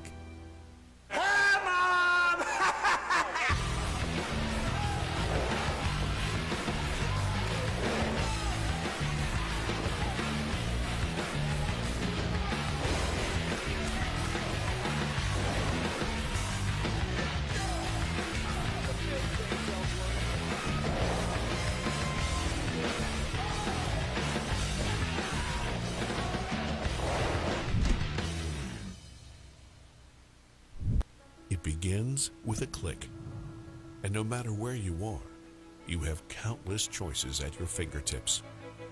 On the road, on your break, even in your own backyard. A world of entertainment is just a click away. Simply go to rittercommunications.com/TV Everywhere to get started. Ritter Communications, connecting you to everything that matters. Introducing Ritter Home Security. Ritter takes care of protecting what's most important to you, from threats like unwelcome visitors and fire, to making your life easier by putting the control of your home at your fingertips. Use the free app to shut the garage, lock the door, turn off lights, arm the system, and more. You can even turn back the thermostat to help save money on your energy bill. Plus, get a snapshot when your kids get home. It's smart, beautiful, convenient, and ready for your busy life. Ritter Home Security. Technology was supposed to make our lives easier. No one told us about the plethora of glitches, viruses, hackers, hundreds of passwords to remember, and getting all our tech to sync up. Introducing Tech Home. Technology made easy for you and your devices. Tech Home makes it easy to set up, protect, and enjoy your internet-connected devices anytime, anywhere. Security, password management, backup, and premium tech support. Get back in charge of your digital life now with Tech Home. Life doesn't always go as planned.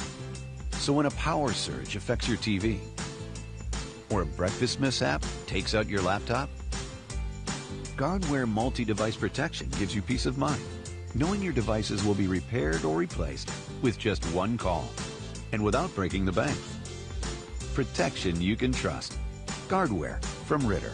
Enroll today to keep what matters most protected tomorrow.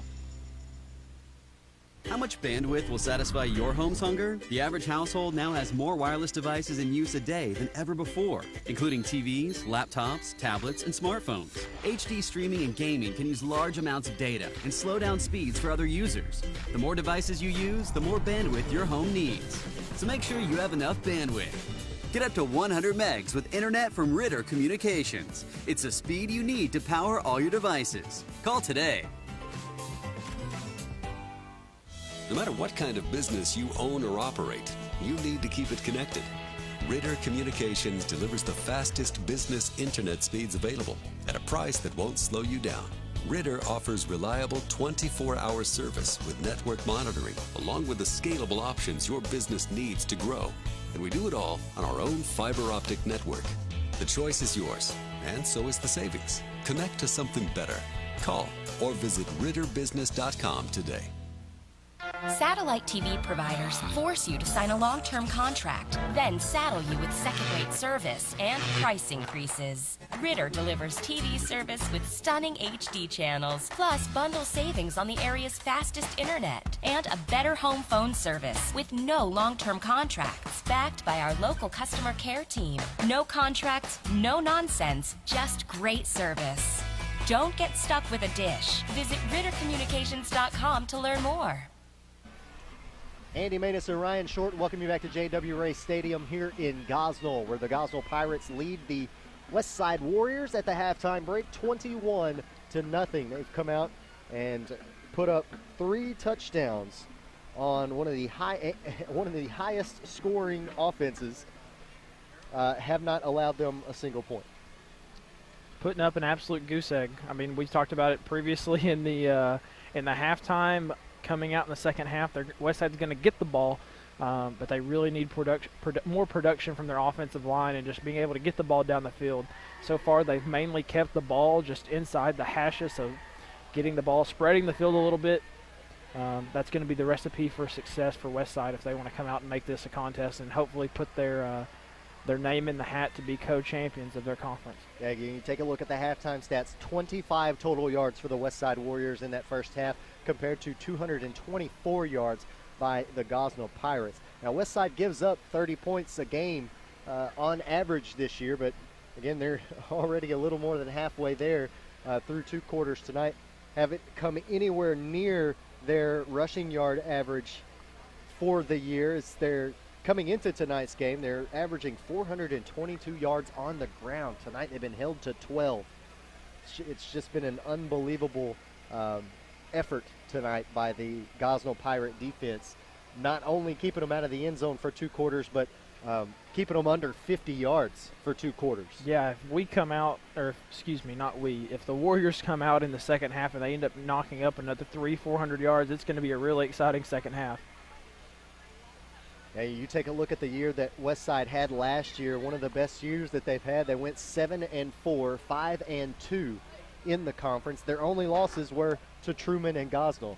And, well, we're halfway to that being a repeat of this year. Taking a look at some of the other scores from around the area, we know we're keeping an eye on that Truman game and that Rivercrest game. Truman is beating Cave City right now 28-0.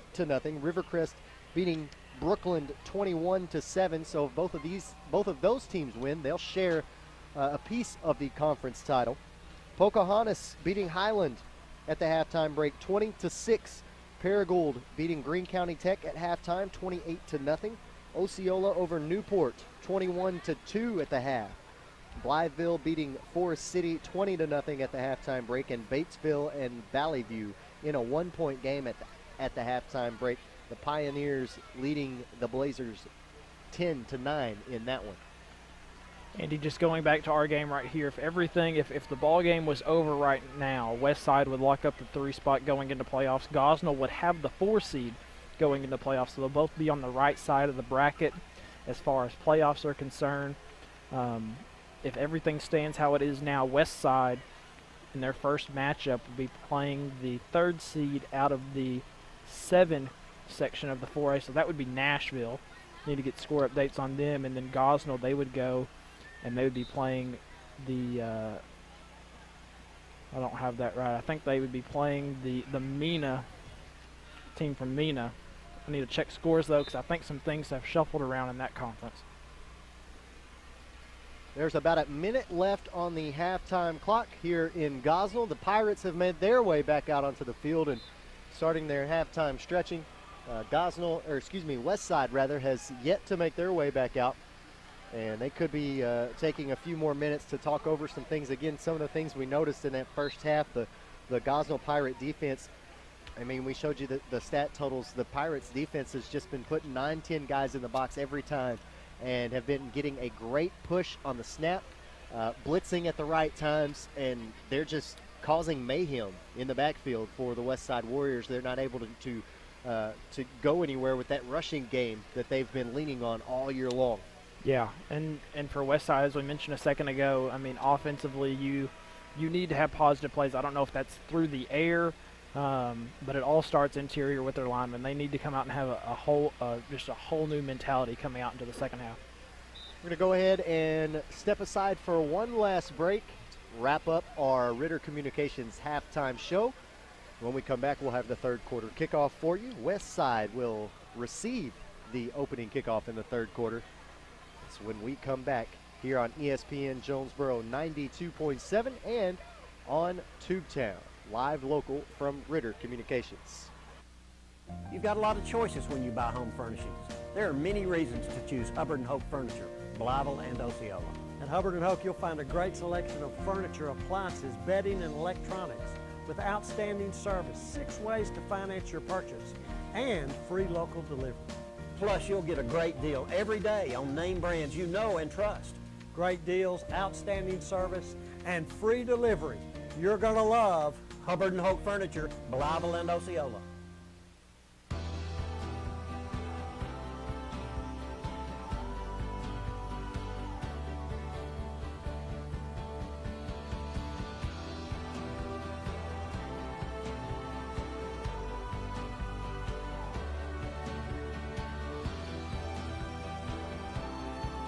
You live. We put you first. Introducing You First Banking, only at First National Bank.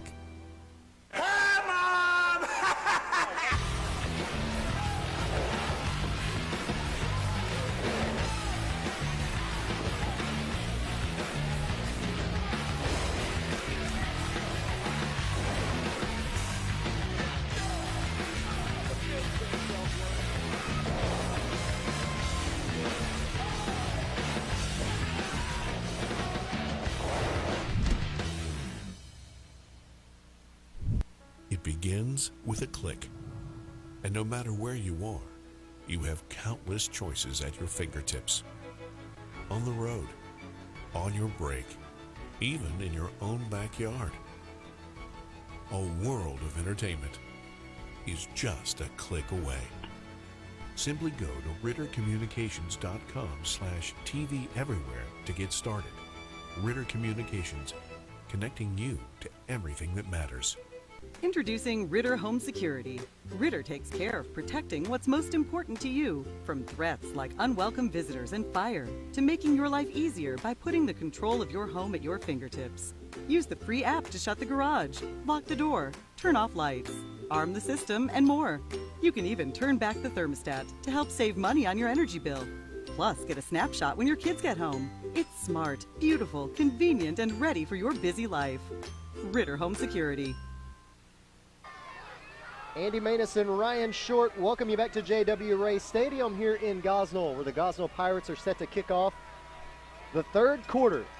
The Westside Warriors took a little bit of time getting out of the locker room. They didn't even get out here in time to stretch, so we're hoping they could get warmed up enough on their short jog out of the locker room. The kick to start the third quarter is a short onside kick that will spiral out of bounds. It didn't even cross the 50-yard line. Once, like we said earlier, consistency. At least they're consistent. Yeah, every kick tonight has gone out of bounds. And starting the third quarter in the same fashion, the Westside Warriors will have great field position to start the third quarter. Let's see if they can make the most of it here. Ball spotted on the Gosnell 46-yard line. Westside comes out moving left to right on your radio dial. One wide receiver coming out of the huddle on the near sideline. It's Jared Garner. Three backs in the backfield as River Engel is ready for the snap. Gosnell bringing pressure. There's the handoff. That's Scott on the carry. Makes his way across the 45-yard line and is dropped near the 40. It looks like they'll spot him at about maybe the 41 to 42, but it's a pickup of about 4 yards on first down. So now 2nd and 6 coming up. Westside going back to the ground game. They're going to have a timeout on the field right here. It looks like coming off the field is going to be McPherson. And he's got his hand on his hip as he's walking, and he's like he may have some blood.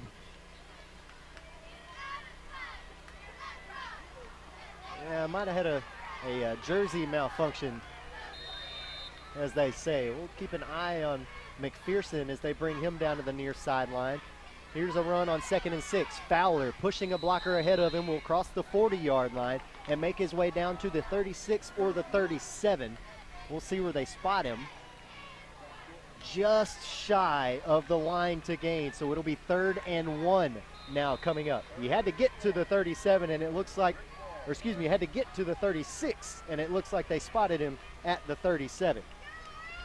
So now the Warriors here in the huddle. McPherson's got his helmet off over here on the near sideline, so I wonder if maybe they're testing out his neck. He seems to be stretching his neck a little bit.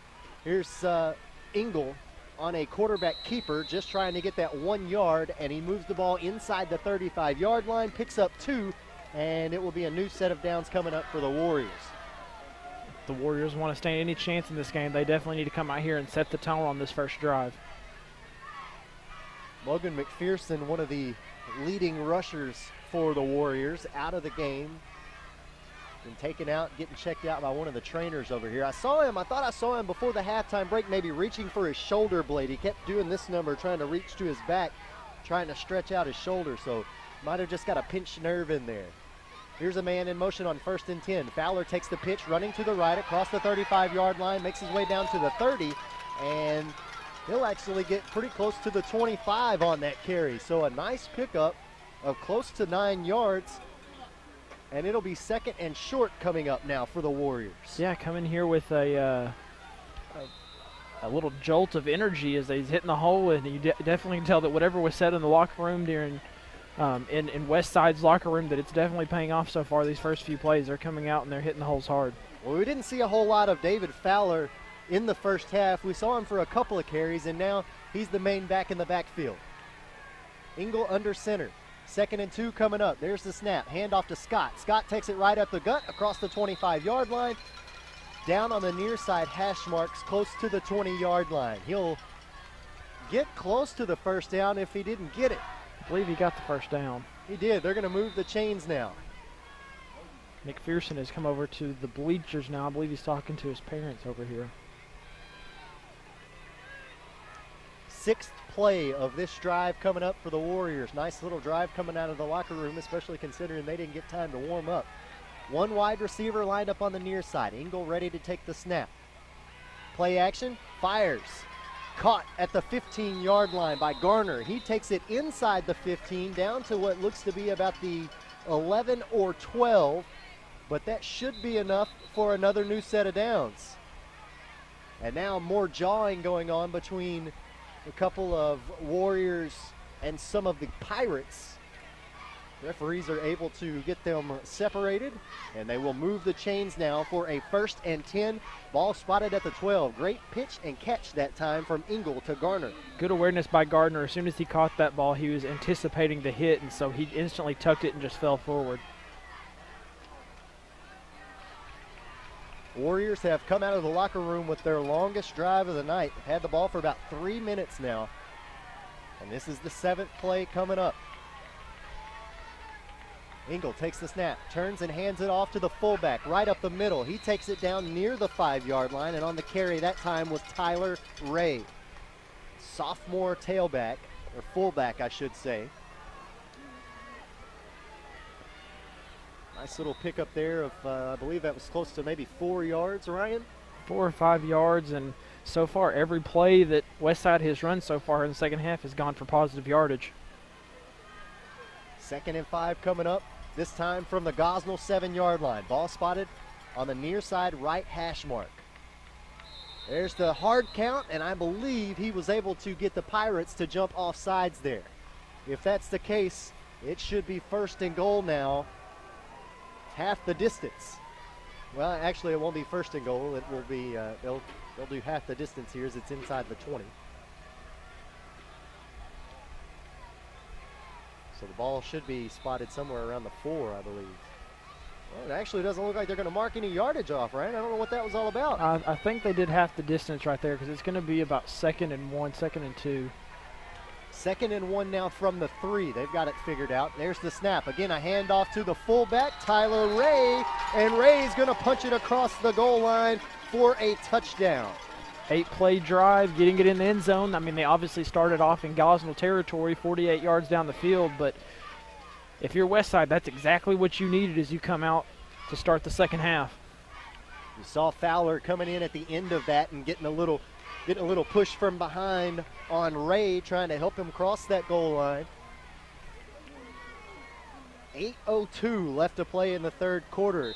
They took about 4 minutes off the clock here in the 3rd, but it pays off as they find the end zone. Now the extra point will come out flat and will be no good. So it will be 21-6 after that 3-yard touchdown rush from Tyler Ray.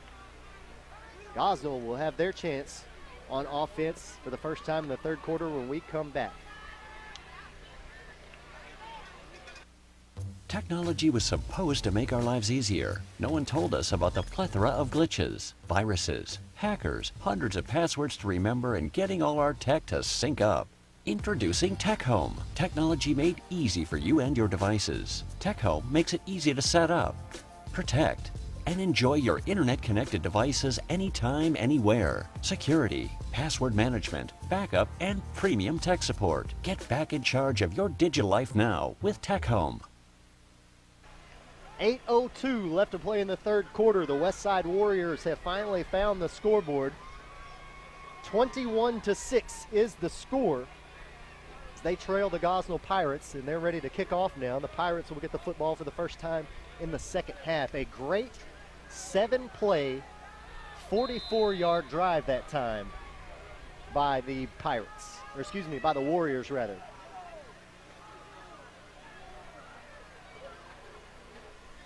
Here's the kick. It'll bounce inside the 30. Picked up inside the 25. And that's Kadarius Young, I think, on the return, and he'll bounce out of bounds right around the 35-yard line. See a few comments coming through on Facebook. Obviously, Westside being an away game for them, we have some of their fans that are viewing this on our Facebook page asking about Logan McPherson. He came out first play of the second half. we've just been watching because we've got a good vantage point from where we're located here on the sideline that they're indicating the back of his neck, possibly between his shoulder blades, somewhere in that vicinity that they've got the training staff over there with him. He's actually next to the bleachers talking to his family members that are here. 1st and 10 for the Pirates from their own 34-yard line. It'll be a handoff right up the middle, and I think that was Kadarius Young on the carry. Waiting to see what looks like one of the Pirate offensive linemen is down and having a little bit of trouble getting up, and that's Devin Burks actually on that 1st down carry. He picks up 3 yards. It'll be 2nd and 7, but again, a Gosnell Pirate offensive lineman is down. 7:39 left to play in the 3rd. And we're going to go ahead and step aside while they tend to the injured Pirates. So again, 7:39 left to play in the 3rd. 21-6 is your score. Gosnell leading Westside. We're back with more here on ESPN Jonesboro 92.7 and on the Tubetown Facebook page. Life doesn't always go as planned.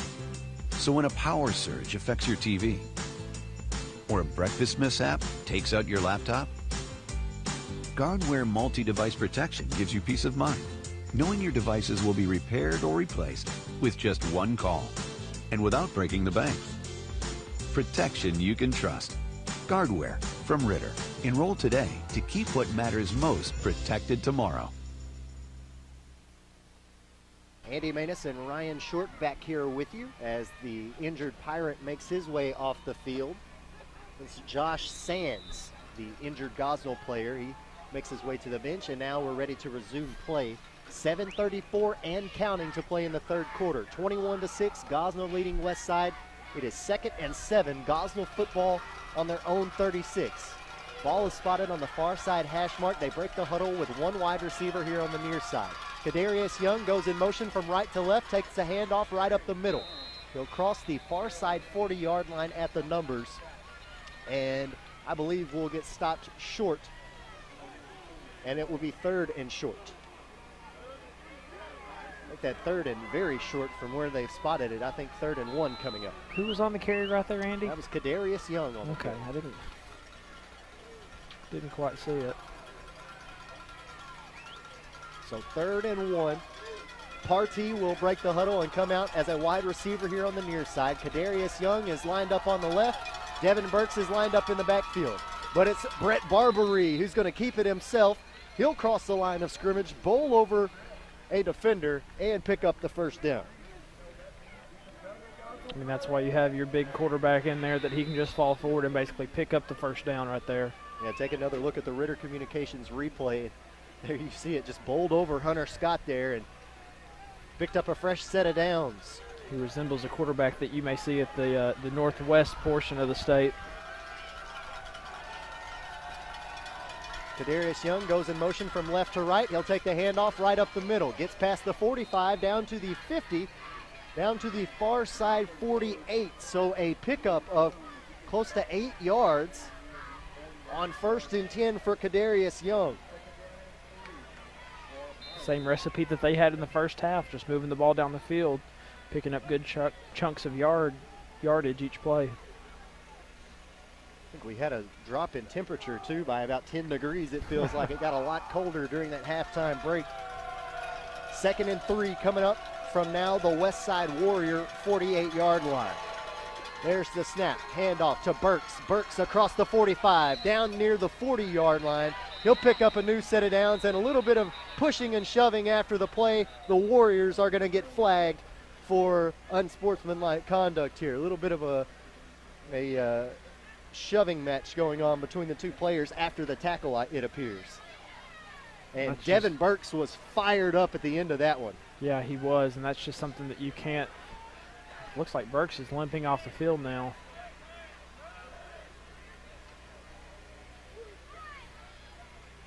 Oh, strange turn of events here. Here's Jadarius Young coming up. Both coaches pleading their case out on the field. So now One of the officials going to come over, and looks like Zach Melton is the guilty party here. Take another look. Watch number 7 at the end of this play. There's Burks on the carry. There's the tackle. Oh, and rolling over on Burks' leg there was Zach Melton. Got away with a little twist there at the end of that. And that's not the level of play you want to bring to the game, especially when we've got 4 cameras in the house. Yeah.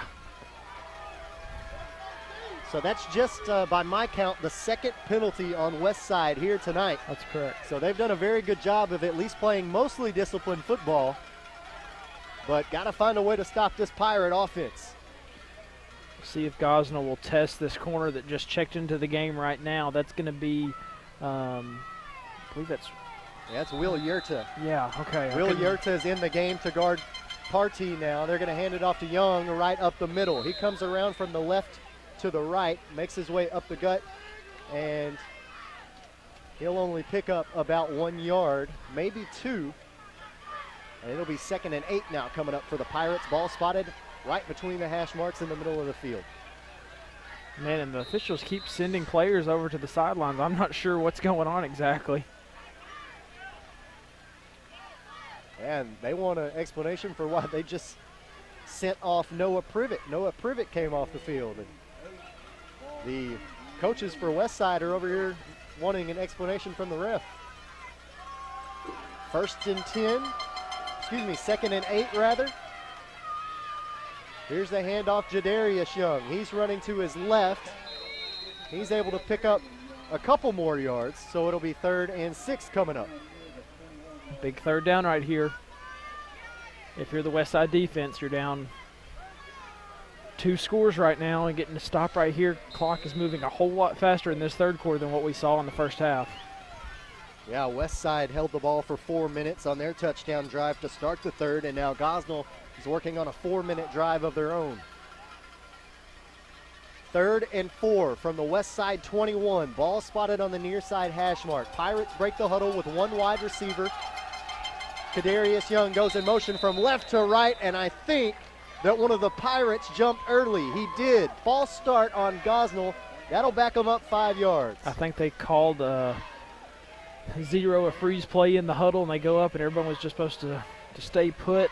The guilty party, I think, was Fred DeBose that got a little bit of an early start.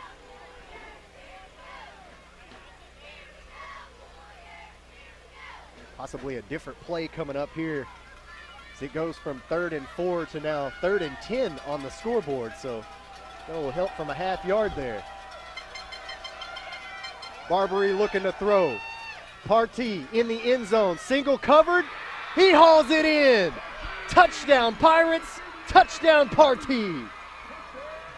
Amazing play right there by Gosnell. A 21-yard touchdown pass from Brett Barbary to Amarian Partee, and that one might be one of the prettiest throws we've seen all year. 3-step drop and just put it in the air. It seemed like that thing floated forever, just allowing his receiver to just run underneath it. Great coverage right there by Engel. I mean, he was in the right spot, but... Yeah, sophomore quarterback River Engel for Westside also out there playing defensive back. And as Ryan said, played good coverage, just misjudged the ball, and it winds up right in the hands of Amarian Partee.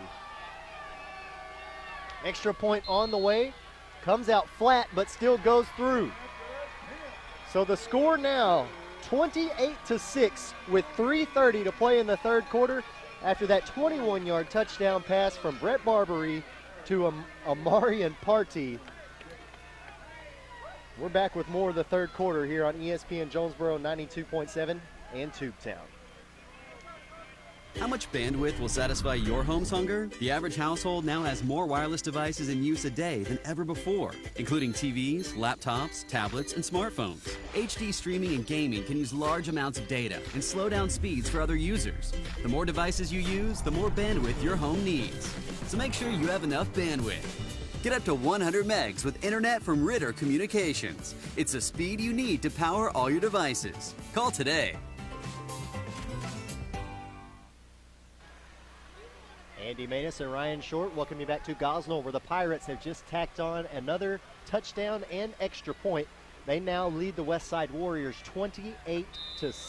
3:30 left to play in the third quarter. Burks with the kickoff. It'll go, once again, out of bounds.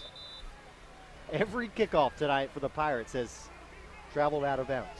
I mean, there was a couple there that was close that could have been recovered. Pooch kick that almost worked as an onside kick, but yeah, consistency. You can sort of feel the atmosphere here at the stadium. The wind has sort of been sucked out of the sails for the Westside faithful. They come out and they do exactly what they needed to do, but their defense just wasn't able to get a stop on Gosnell. Yeah, they lost one of their leading rushers at the start of this quarter. Logan McPherson out of the game. He's standing on the sideline with his helmet in his hands. David Fowler, the back in the backfield for the Warriors. They break the huddle with two wide receivers, one on either side for River Engel. Ball at their own 35-yard line. Turns, hands it off to Fowler. Fowler right up the gut. Breaks free at the 45-yard line. He's going to pick up a first down, and a great first down run by David Fowler. Good 11-yard pickup. Hit the hole hard right here. Had plenty of running room. First time we've really seen that tonight for Westside, being able to hit the hole and just keep their feet moving and picking up 11 yards on first down. Fowler remains the back in the backfield. Engel under center. Turns, hands it off to Fowler. Fowler trying to find an edge as he runs from left to right, and he can't get there. And still some pushing going on after the play between one of the Pirates and one of the Warriors. And Coach Engel, I think, wanted or at least one of the assistant coaches for the Warriors wanted a penalty to be thrown, and instead he's just met with some glaring from Kadarius Young. And now we've actually got Jadarian Young, who is down on the ground at about the 45-yard line. So the Pirates, one of the Pirates' leading players on the turf right now. Take another look at the replay as there's the handoff to Fowler. And it looked like on that tackle, it looked like Jadarian Young got clipped by the guy who tackled Fowler on that play. So we're going to take a quick break, and we'll be back with more here in the third quarter. 2:55 left to play in the third. 28-6 is the score. No matter what kind of business you own or operate, you need to keep it connected.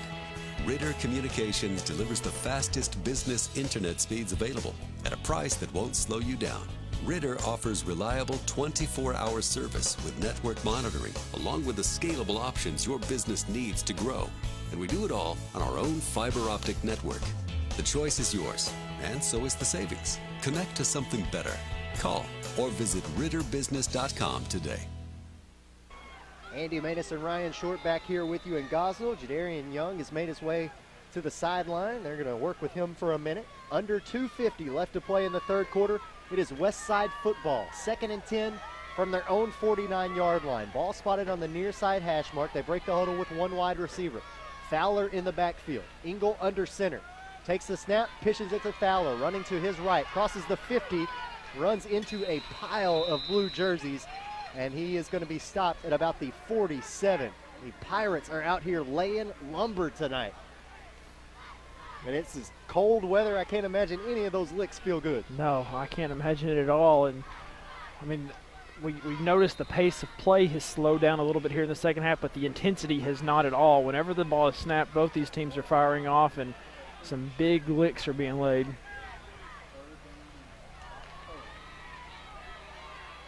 Looks like we've got a 3rd and 4 coming up here for the Warriors. Ball spotted now at the Gosnell 48. Play action. Engel looking to throw. Fires over the middle. Way too tall for everyone. Amarian Partey for the Pirates got a hand on it at the end of that, but had no chance to haul it in. He missed an opportunity right there. Hunter Scott ran a little bit of a wheel route to this near side, and he was completely uncovered. Unfortunately, he wasn't able to locate him downfield. Well, now here on 4th and 4, the Warriors are going to keep their offense out on the field. They're going to go for it once more. This has been the story of the night for Westside. They have had to convert 4th down after 4th down, and they haven't converted very many yet.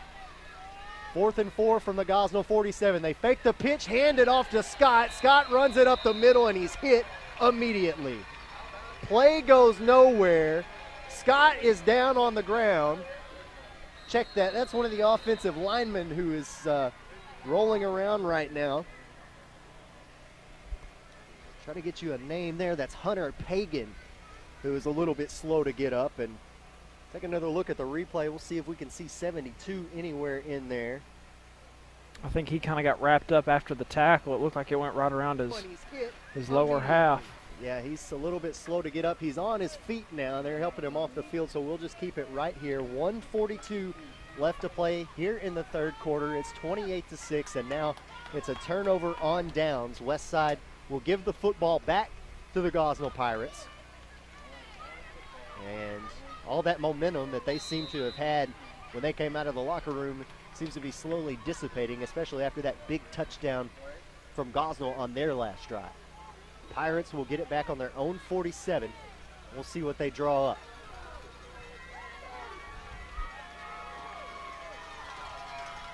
Two wide receivers. Kadarius Young is lined up on the left side of the line. Barbary looking to throw, though. Three-step drop's going to fire it down the far sideline. They're going for Partee again, trying to take advantage of that single coverage, and it's incomplete. Good ball thrown right there. Had opportunity to bring it in, just wasn't able to corral it.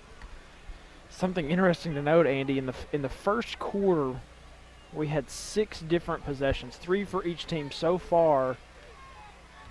This is going to be the second. I mean, the pace of play has slowed down. I mean, the possessions have slowed down so much here in the third quarter. So close to making another big reception through the air there was Partee. She saw there on that replay. This time it'll be Drew Reynolds who goes out at wide receiver on the far side. Kadarius Young lined up on the left side. Jadarius Young lined up on the right.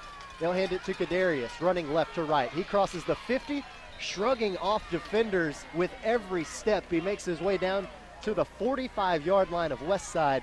He'll pick up close to 8 yards on that carry. It'll be 3rd and short coming up. That's been the difference all night with this Gosnell offense is whenever they put the ball on the ground, the difference instead of picking up 2 or 3 yards, they're picking up chunks 7, 8, 11 yards every time they put the ball on the ground. See you guys asking some questions on Facebook about Blytheville. The last time we heard from that score, it was 20-0 over Forest City at the halftime break. Back here in Gosnell, 3rd and 2. Here's the handoff to Kadarius Young. He makes his way up the middle across the 40, the 35, 30. Still on his feet across the 25, drugged down from behind at the 20-yard line. They'll spot him at the 19. A 30-yard pickup on the ground for Kadarius Young. My math might be wrong there, but it was a long run. Yeah, it was really close to being about 25, gave him 5 extra, but I mean the effort could have pushed him there. I mean he was dragging defenders as you see him cut through the line here. I mean the safeties ended up pinching on him and able to bring him down. It took a host of Warriors though to get to that point. I don't think he's quite as big as Carlos Blackman was, but he does remind me of Cecil Langston. I don't know if you guys remember him, a runner for Rivercrest, but just real low to the ground and very quick, very powerful.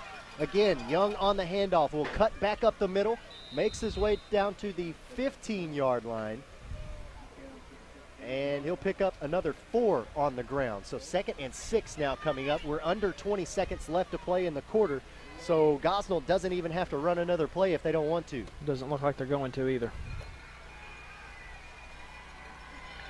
Yep, they're going to run this quarter out as they start walking to the sideline. Westside will now start doing the same, and we are headed to the 4th. The Warriors are in disbelief as the clock sounds to end the third quarter. They trail the Gosnell Pirates 28-6. And we're back with more in just a moment here on ESPN Jonesboro 92.7 and on Tubetown, live local from Ritter Communications. Satellite TV providers force you to sign a long-term contract, then saddle you with second-rate service and price increases. Ritter delivers TV service with stunning HD channels, plus bundle savings on the area's fastest internet, and a better home phone service with no long-term contracts, backed by our local customer care team. No contracts, no nonsense, just great service. Don't get stuck with a dish. Visit RitterCommunications.com to learn more. Gosnell Pirates out to a big lead here to start the fourth quarter, and they've got the football deep in Westside territory. 2nd and 6 at the Warrior 16-yard line as we start the fourth quarter. Andy Manus and Ryan Short here with you tonight. 28-6, Westside just in disbelief as we start the fourth.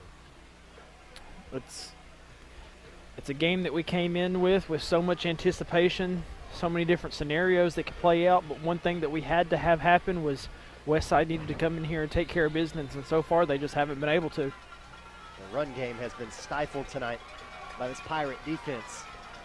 2nd and 7 from the 16. Jadarius Young goes in motion, but the play blown dead before it is started. I think we have a false start or an illegal shift on the Pirates. So they'll back it up 5 yards. It'll now be 2nd and 12. A lot of miscues tonight, Gosnell, as far as penalties are concerned, and surprisingly, Westside, I believe they only have 2 or 3 to their credit. I think I've got them marked down as 2 penalties so far. Yeah, that's what I've got as well, and it's hard to believe you play that disciplined, and it's not, the ball game is not close to this point. Barbary under center. Kadarius on the left, Jadarian on the right. He's going to take it from right to left is Jadarian at the 20. He's at the 15. He's at the 10 down the far sideline, knocked out of bounds at, I believe, the 1. I think it's about the 6. I was looking at the wrong referee. I'll give looking at the one near the goal line, or the one near the sideline. I'll give you an A for effort on that one. Still a first down pickup. See, Gosnell, though, on that play is doing something that Westside just has not been able to do. And instead of stretching the field north and south, they're going east and west with the ball and making people catch them in pursuit. Being able to catch the edge right there and just basically get to the sideline and cut it upfield has been the recipe for success for Gosnell. Here's Kadarius Young on a run from left to right. He takes it right up the middle. And he will get down inside the 5-yard line. So now 2nd and goal coming up. It looks like it'll be from the 4. And we have got another Westside Warrior who is slow to get up, it appears. When it's cold outside, when it's a little bit chilly, muscles are tightening up a little bit. Oh, and actually I think we might have had some, I don't think a Warrior was slow to get up. It looked like they were telling Bailey Fields of the Pirates to just walk away from the football. Looks like he was trying to stand over there and maybe have a few words with the Westside huddle. This game's gotten a little bit chippy throughout the night. He's going to come over and give some type of explanation to Coach Engel.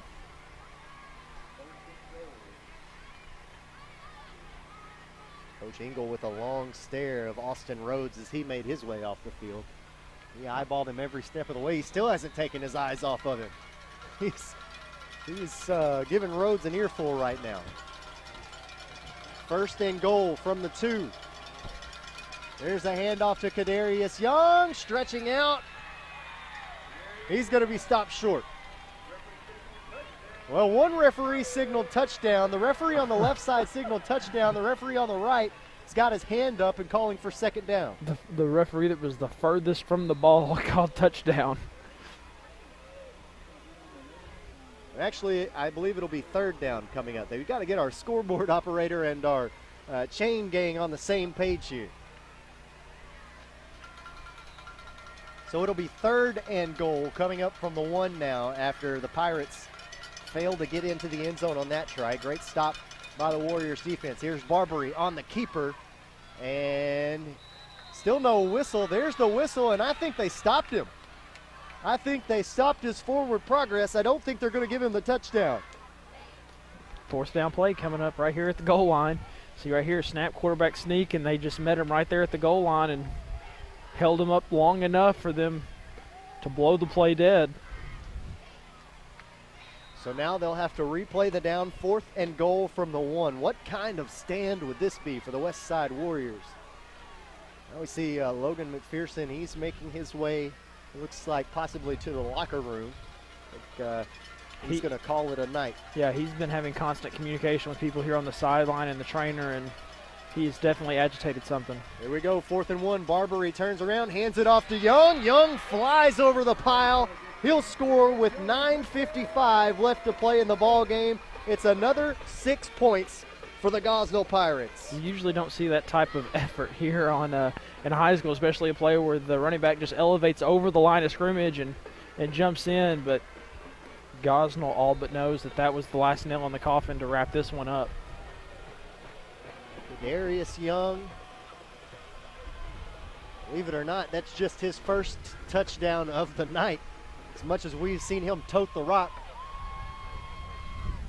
Extra point is blocked, I believe. No good.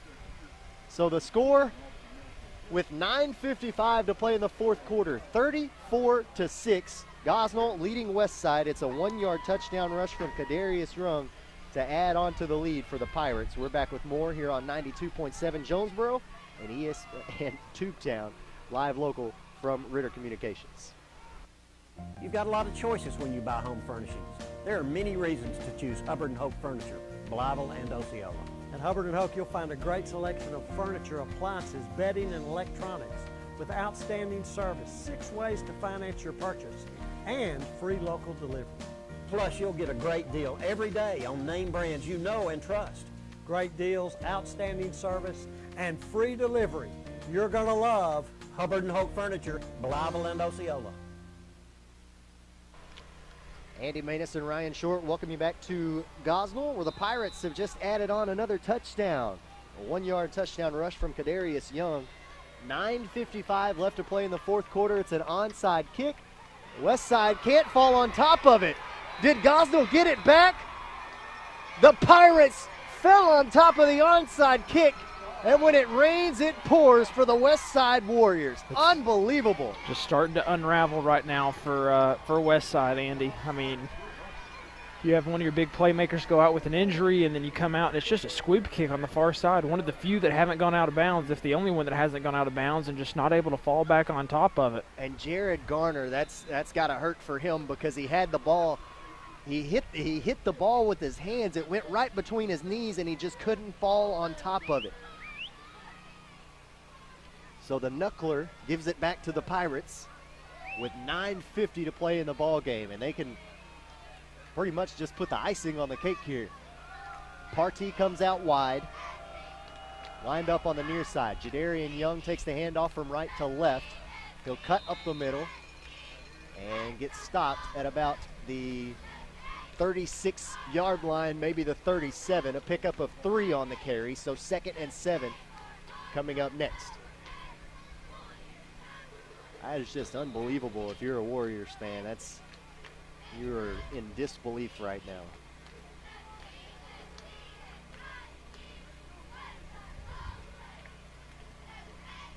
Westside, again, we talked about it all night. It's just struggled scoring against Gosnell over the years. Tonight has been no different. A little bit of misdirection there, and it's a handoff to Kadarius Young, and he's going to pick up about 1 yard on the carry, maybe 2, and it'll be 3rd and 5 now coming up.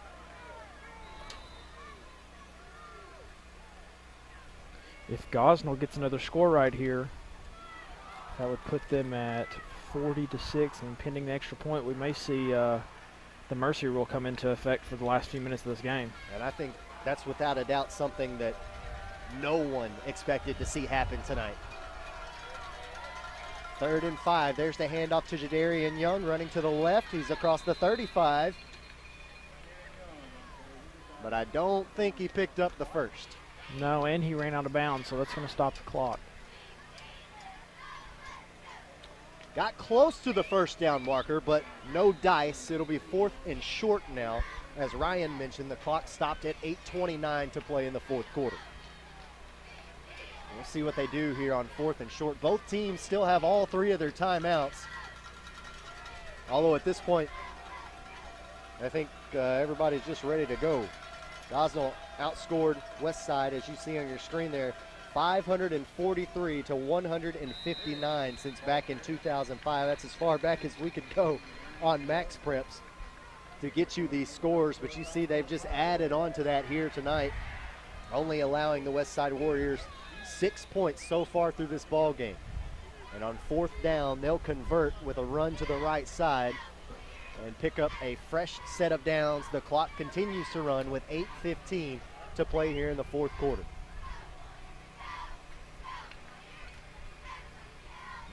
Bless these Westside cheerleaders out here just trying to put some life back into their crowd here in Gosnell tonight.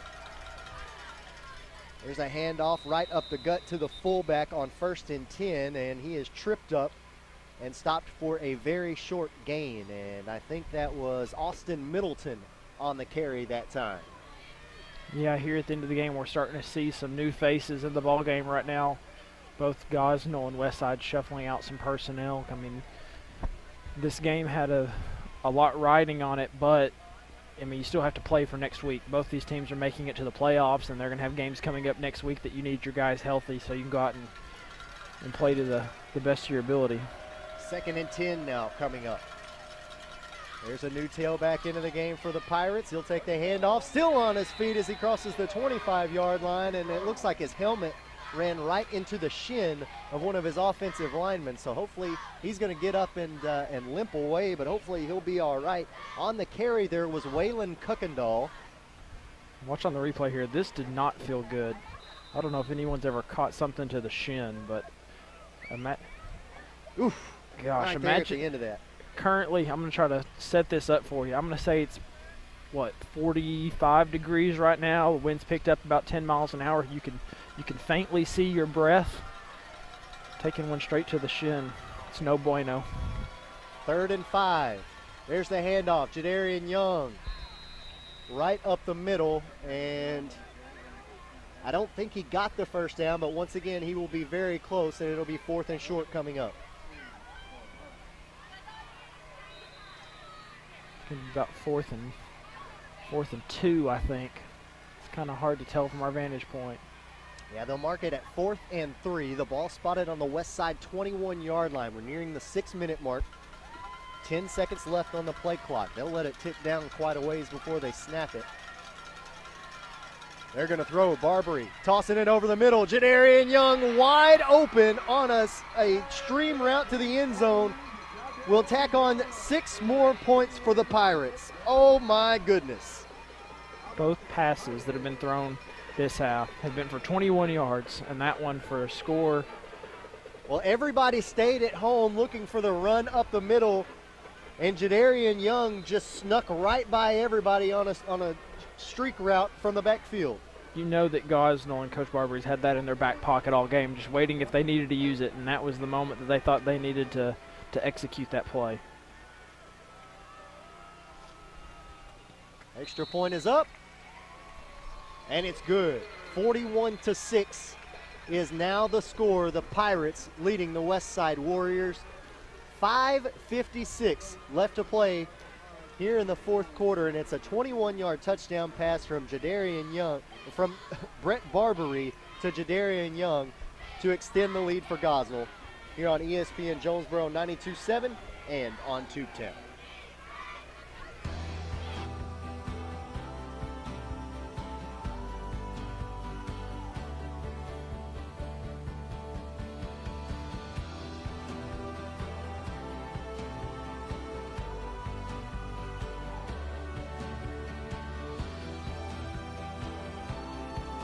You live. We put you first. Introducing You First Banking, only at First National Bank.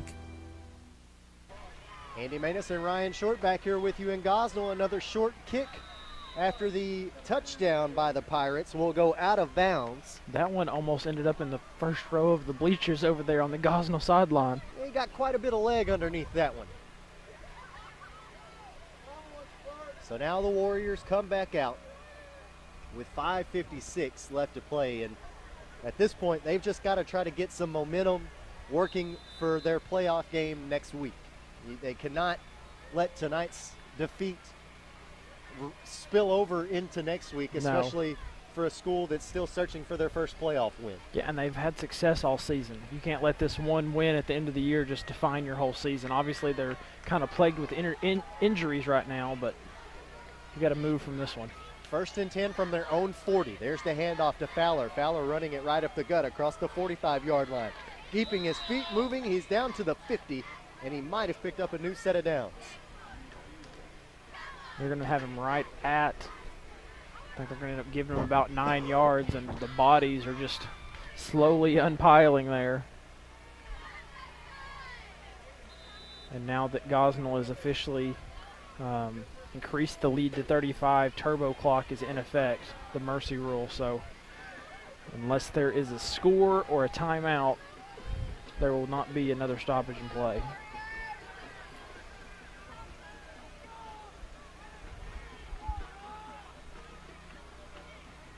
There's the handoff on 2nd and 1. Nope, play action. Tossed out, incomplete, nearly hauled in by Dylan Russell, but Russell had to slide down to try to make the catch and just couldn't reel it in. Just passed a little bit too short right there, tried to make a sliding catch, wasn't able to come up with it, and it's going to be 3rd and short right here for Westside. Clock continuing to roll, under 4:30 now. We're at 4:20. 3rd and 1 from the 50. Westside breaks the huddle, steps up to the football. They come out with one wide receiver. Fowler the back in the backfield. Engel surveying the defense. Gosnell showing blitz. Here it comes. I think that was a keeper. It was. Right up the middle, going to be able to pick up enough yardage for the first down right there, and they're going to keep the clock moving, and Westside's going to try to get on top of the ball. And they come out with another play here. Excuse me, as they move the chains. Scott comes out to the huddle. One player runs off. Taking their time, breaking the huddle here. 10 seconds left on the play clock. Fowler in the backfield, 2 wide receivers. One goes in motion from right to left. There's the handoff on the jet sweep. It's Hunter Scott looking for some room, but he runs right into Devin Burks, who is having himself a night both on offense and defense. Yeah, if you noticed right there, right before the ball was snapped, Gosnell's defensive line sort of shuffled around, led by their linebacker, and I would assume to think that they sort of anticipated that play coming. Yep, so now the ball will be spotted on the 48-yard line of Westside. Make that the 46-yard line of Westside. It's now 2nd and 15. A loss of 5 on that carry from Scott. Bringing pressure again from the edges this time. Scott's able to escape the first tackle. He's running real low to the ground as he crosses the 45-yard line, hurt on that trying to catch his footing. And yeah, he got hit really hard at the end of that in a very awkward angle. He was running at an awkward angle because he was trying to still find his footing as he crossed the line of scrimmage. Picked up about 7 yards, but my goodness, did he pay for it. Yeah, he just looked very off balance, and luckily he didn't come up injured from that play. I know he's a little bit shaken up, but that was very fortunate for him.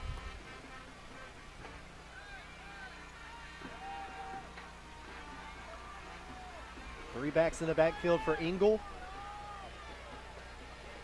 He's going to fake it and keep it himself, and a great shoestring tackle that time from Jadarian Young. My word.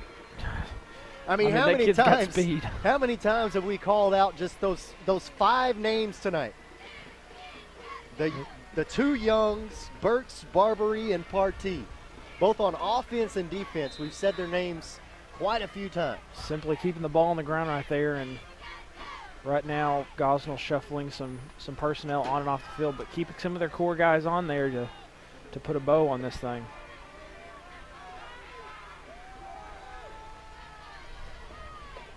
Fourth and 6 coming up. Fake the handoff. Engel's going to roll out and throw. Look to throw. He's just going to run out of bounds. And that will do it for the Westside offense here with 1:08 to play in the ball game. And more than likely that will be, if it's not the last play of the game, they'll just go out there and take a knee, and it will be all but done tonight. Yeah, I imagine the Pirates and the referees, everyone's going to take their time getting the ball set here as the clock runs down now to 45 seconds left. Pirate offense will take the field. And this was a hard-fought, well-deserved victory for the Gosnell Pirates just came out and delivered a haymaking gut shot to the Westside Warriors. 21-0 was the score at half, and it will be 41-6 is going to be your final. And did Gosnell just call a timeout? Why would they do that? Gosnell, you could take a 5-yard penalty right here, oh and my the last goodness. 19 seconds would run out. Yeah, there's no time left on the play clock, so I don't know if that's why they took the timeout or not, but with 19.5 seconds left, Coach Barbery's going to call a timeout over there. So I mean, right there, you could have literally just kept your team on the sideline, taken a false start penalty, back it up 5 yards, and the remaining 19 and a half would have ran off. said he wanted to burn one, probably congratulate his team, and he may even be telling them, hey, when this game's over, don't go out there and jaw. That would be very, very wise. Yeah, we've seen it get chippy at times here tonight between both of these two teams. Hasn't been anything, too out of the ordinary for a football game with a lot on the line. So very thankful for that, but we also want to make sure that it stays that way as well. So both teams out on the field now.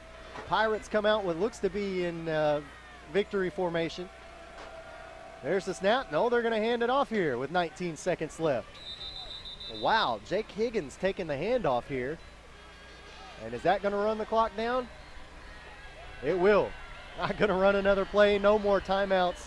That's how the regular season will end for the Gosnell Pirates and the Westside Warriors. A final score here in Gosnell tonight. The Pirates defeat the Warriors 41-6.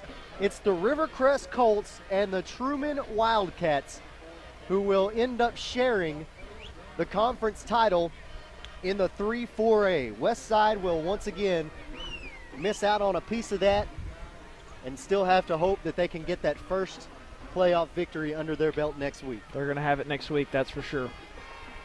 So we're going to take a quick break, come back and wrap things up here tonight from Gosnell. We're back with more on the Ritter Communications postgame show here on ESPN Jonesboro 92.7 and on Tubetown. Live local from Ritter Communications. You've got a lot of choices when you buy home furnishings. There are many reasons to choose Hubbard & Hope Furniture, Blytheville and Osceola. At Hubbard & Hope, you'll find a great selection of furniture, appliances, bedding, and electronics with outstanding service, 6 ways to finance your purchase, and free local delivery. Plus, you'll get a great deal every day on name brands you know and trust. Great deals, outstanding service, and free delivery. You're going to love Hubbard & Hope Furniture, Blytheville and Osceola.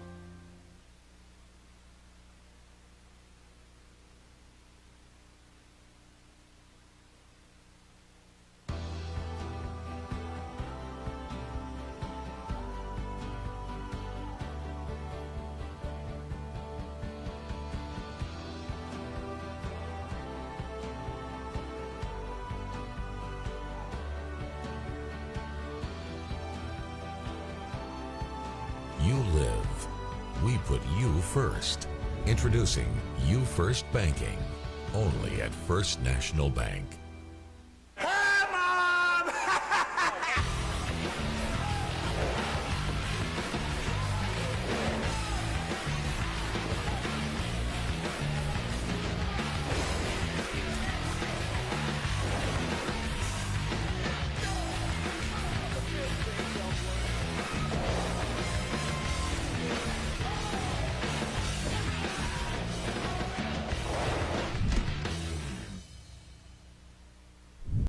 Begins with a click. And no matter where you are, you have countless choices at your fingertips. On the road, on your break, even in your own backyard.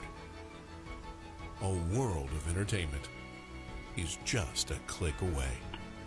Simply go to rittercommunications.com/TV everywhere to get started. Ritter Communications, connecting you to everything that matters. Introducing Ritter Home Security. Ritter takes care of protecting what's most important to you, from threats like unwelcome visitors and fire, to making your life easier by putting the control of your home at your fingertips. Use the free app to shut the garage, lock the door, turn off lights, arm the system, and more. You can even turn back the thermostat to help save money on your energy bill. Plus, get a snapshot when your kids get home. It's smart, beautiful, convenient, and ready for your busy life. Ritter Home Security. Welcome you back to J.W. Ray Stadium here at the Pirate Ship. The Gosnell Pirates in their regular season with a big win tonight over the Westside Warriors, a final score of 41-6. And this was a game that we thought that looked pretty good for Westside coming out of the gate. 2 plays into the game, they force a fumble, they get the ball into Gosnell territory down inside the red zone, and then cough it up themselves. And from that point on, it just didn't look like it didn't look like Westside had good things in store for them tonight. No, I mean, it's one of those things that, I mean, at the beginning of the season, we really would not have circled this one on our calendar, just knowing the things to come. But as the season progressed, we have the ability in the flex schedule and being able to come out here and sort of pick and choose where we want to go. And this had the makings to be a great matchup tonight. I mean, we witnessed history of Westside could have got the win and playoff implications on the line, seeding on the line, and it just didn't quite live up to the hype tonight, starting off with that very first drive. No, it didn't at all. And again, this is a game that we talked about it all night long. Westside has just struggled historically against the Gosnell Pirates. It's a team they've never been able to defeat before. It's a team that has mightily outscored them over the years, and tonight, unfortunately, it played out that way again. As they just tack onto that score. I'll have to add up and see how many points it is now scored Gosnell over Westside since 2005. But really, when you looked at the two teams on paper tonight, you thought it was going to be a lot closer than it was. You thought that Westside was going to be able to come in here and at least establish some sort of ground game tonight. I had you tally up the stats a moment ago. They only got 74 yards of total rushing on the ground tonight. That's insane for a team who was averaging over 400 per game coming into tonight. And 86 total yards. So, I mean, including the passing attack. And, you know, I mean, we've looked at the historical data to see what's happened in this matchup, and it goes to show that once these teams get on the field, anything can really happen. And I want to pause here and recognize the effort that Gosnell gave tonight. They have an outstanding club. I mean, coming in now, they have the 3-seed matchup. They are going to give some teams some tough times whenever they get into the playoffs. Yeah, they'll finish out with the 3-seed. As you see the graphic on your screen that's now updated, it's 584 to 165. That's Gosnell outscoring Westside since 2005. It's unbelievable. But again, Gosnell will finish the year 6-4, 5-2 in conference play. They finish with the 3-seed in the playoffs. Westside misses out on a chance to get a piece of that conference title. They finish the year 7-3, and they will finish the conference year 5-2. Very similar to their record last year, but again, hoping for their first ever playoff win coming up next week. Yeah, and that game is going to be played against Mina, I believe. I've tried to keep up with the scores and try to keep up. So next week, Westside should be facing off against Mina in a 4 and 3 seed matchup, and then Gosnell will be playing Nashville, I believe. Been trying to keep up. I mean, there's a flurry of scores coming in this conference, and we're doing our best to keep up with it, not only with what could have happened tonight, but also throughout other conferences and leagues. Being games were last night and tonight, but we have that to look forward to as playoff time kicks off. That's right. Truman and Rivercrest will finish the year with sharing the 3-4A conference title. Again, Westside will unfortunately miss out on that. We do want to remind you folks listening on ESPN Jonesboro 92.7 and on Tubetown that Tubetown is going to be your home for Westside basketball this year. Starting December 4th, we're going to be covering the basketball team and hoping to bring you some great games. Part of that, we're also going to be part of the Hurricane Classic this year, November 29th through December 1st. So make sure you tune in for that. Got lots of great high school basketball coming your way. There's always some great teams that show up to that Hurricane Classic. I mean, we saw it last year with Seals, who's now on the Hill in Fayetteville. I mean, he was one of the stars that we saw last year. So, I mean, that's going to be a big thing that most people in Northeast Arkansas circle on their calendar. No doubt about it. A big thanks to everybody who made not just tonight's game, but this season possible here on Tubetown. Our camera operators, Richard Bressler and Nathan Taylor. Our guys down in the truck, Anthony Pemberton and Tyler Sisko. Of course, our producers, Brandon Reed and Marcus Carlton, big thanks to those guys as well. And a big thanks to our sponsors as well. First National Bank, Hubbard & Hoke Furniture, and SSR Insulation LLC. Could not do this at all without our great sponsors, so make sure you say thanks to them. Again, the final score tonight here from Gosnell, 41-6, the Gosnell Pirates over the Westside Warriors. For Ryan Short, I'm Andy Maness, signing off for the regular season here in 2018. Have a great Friday evening, everyone.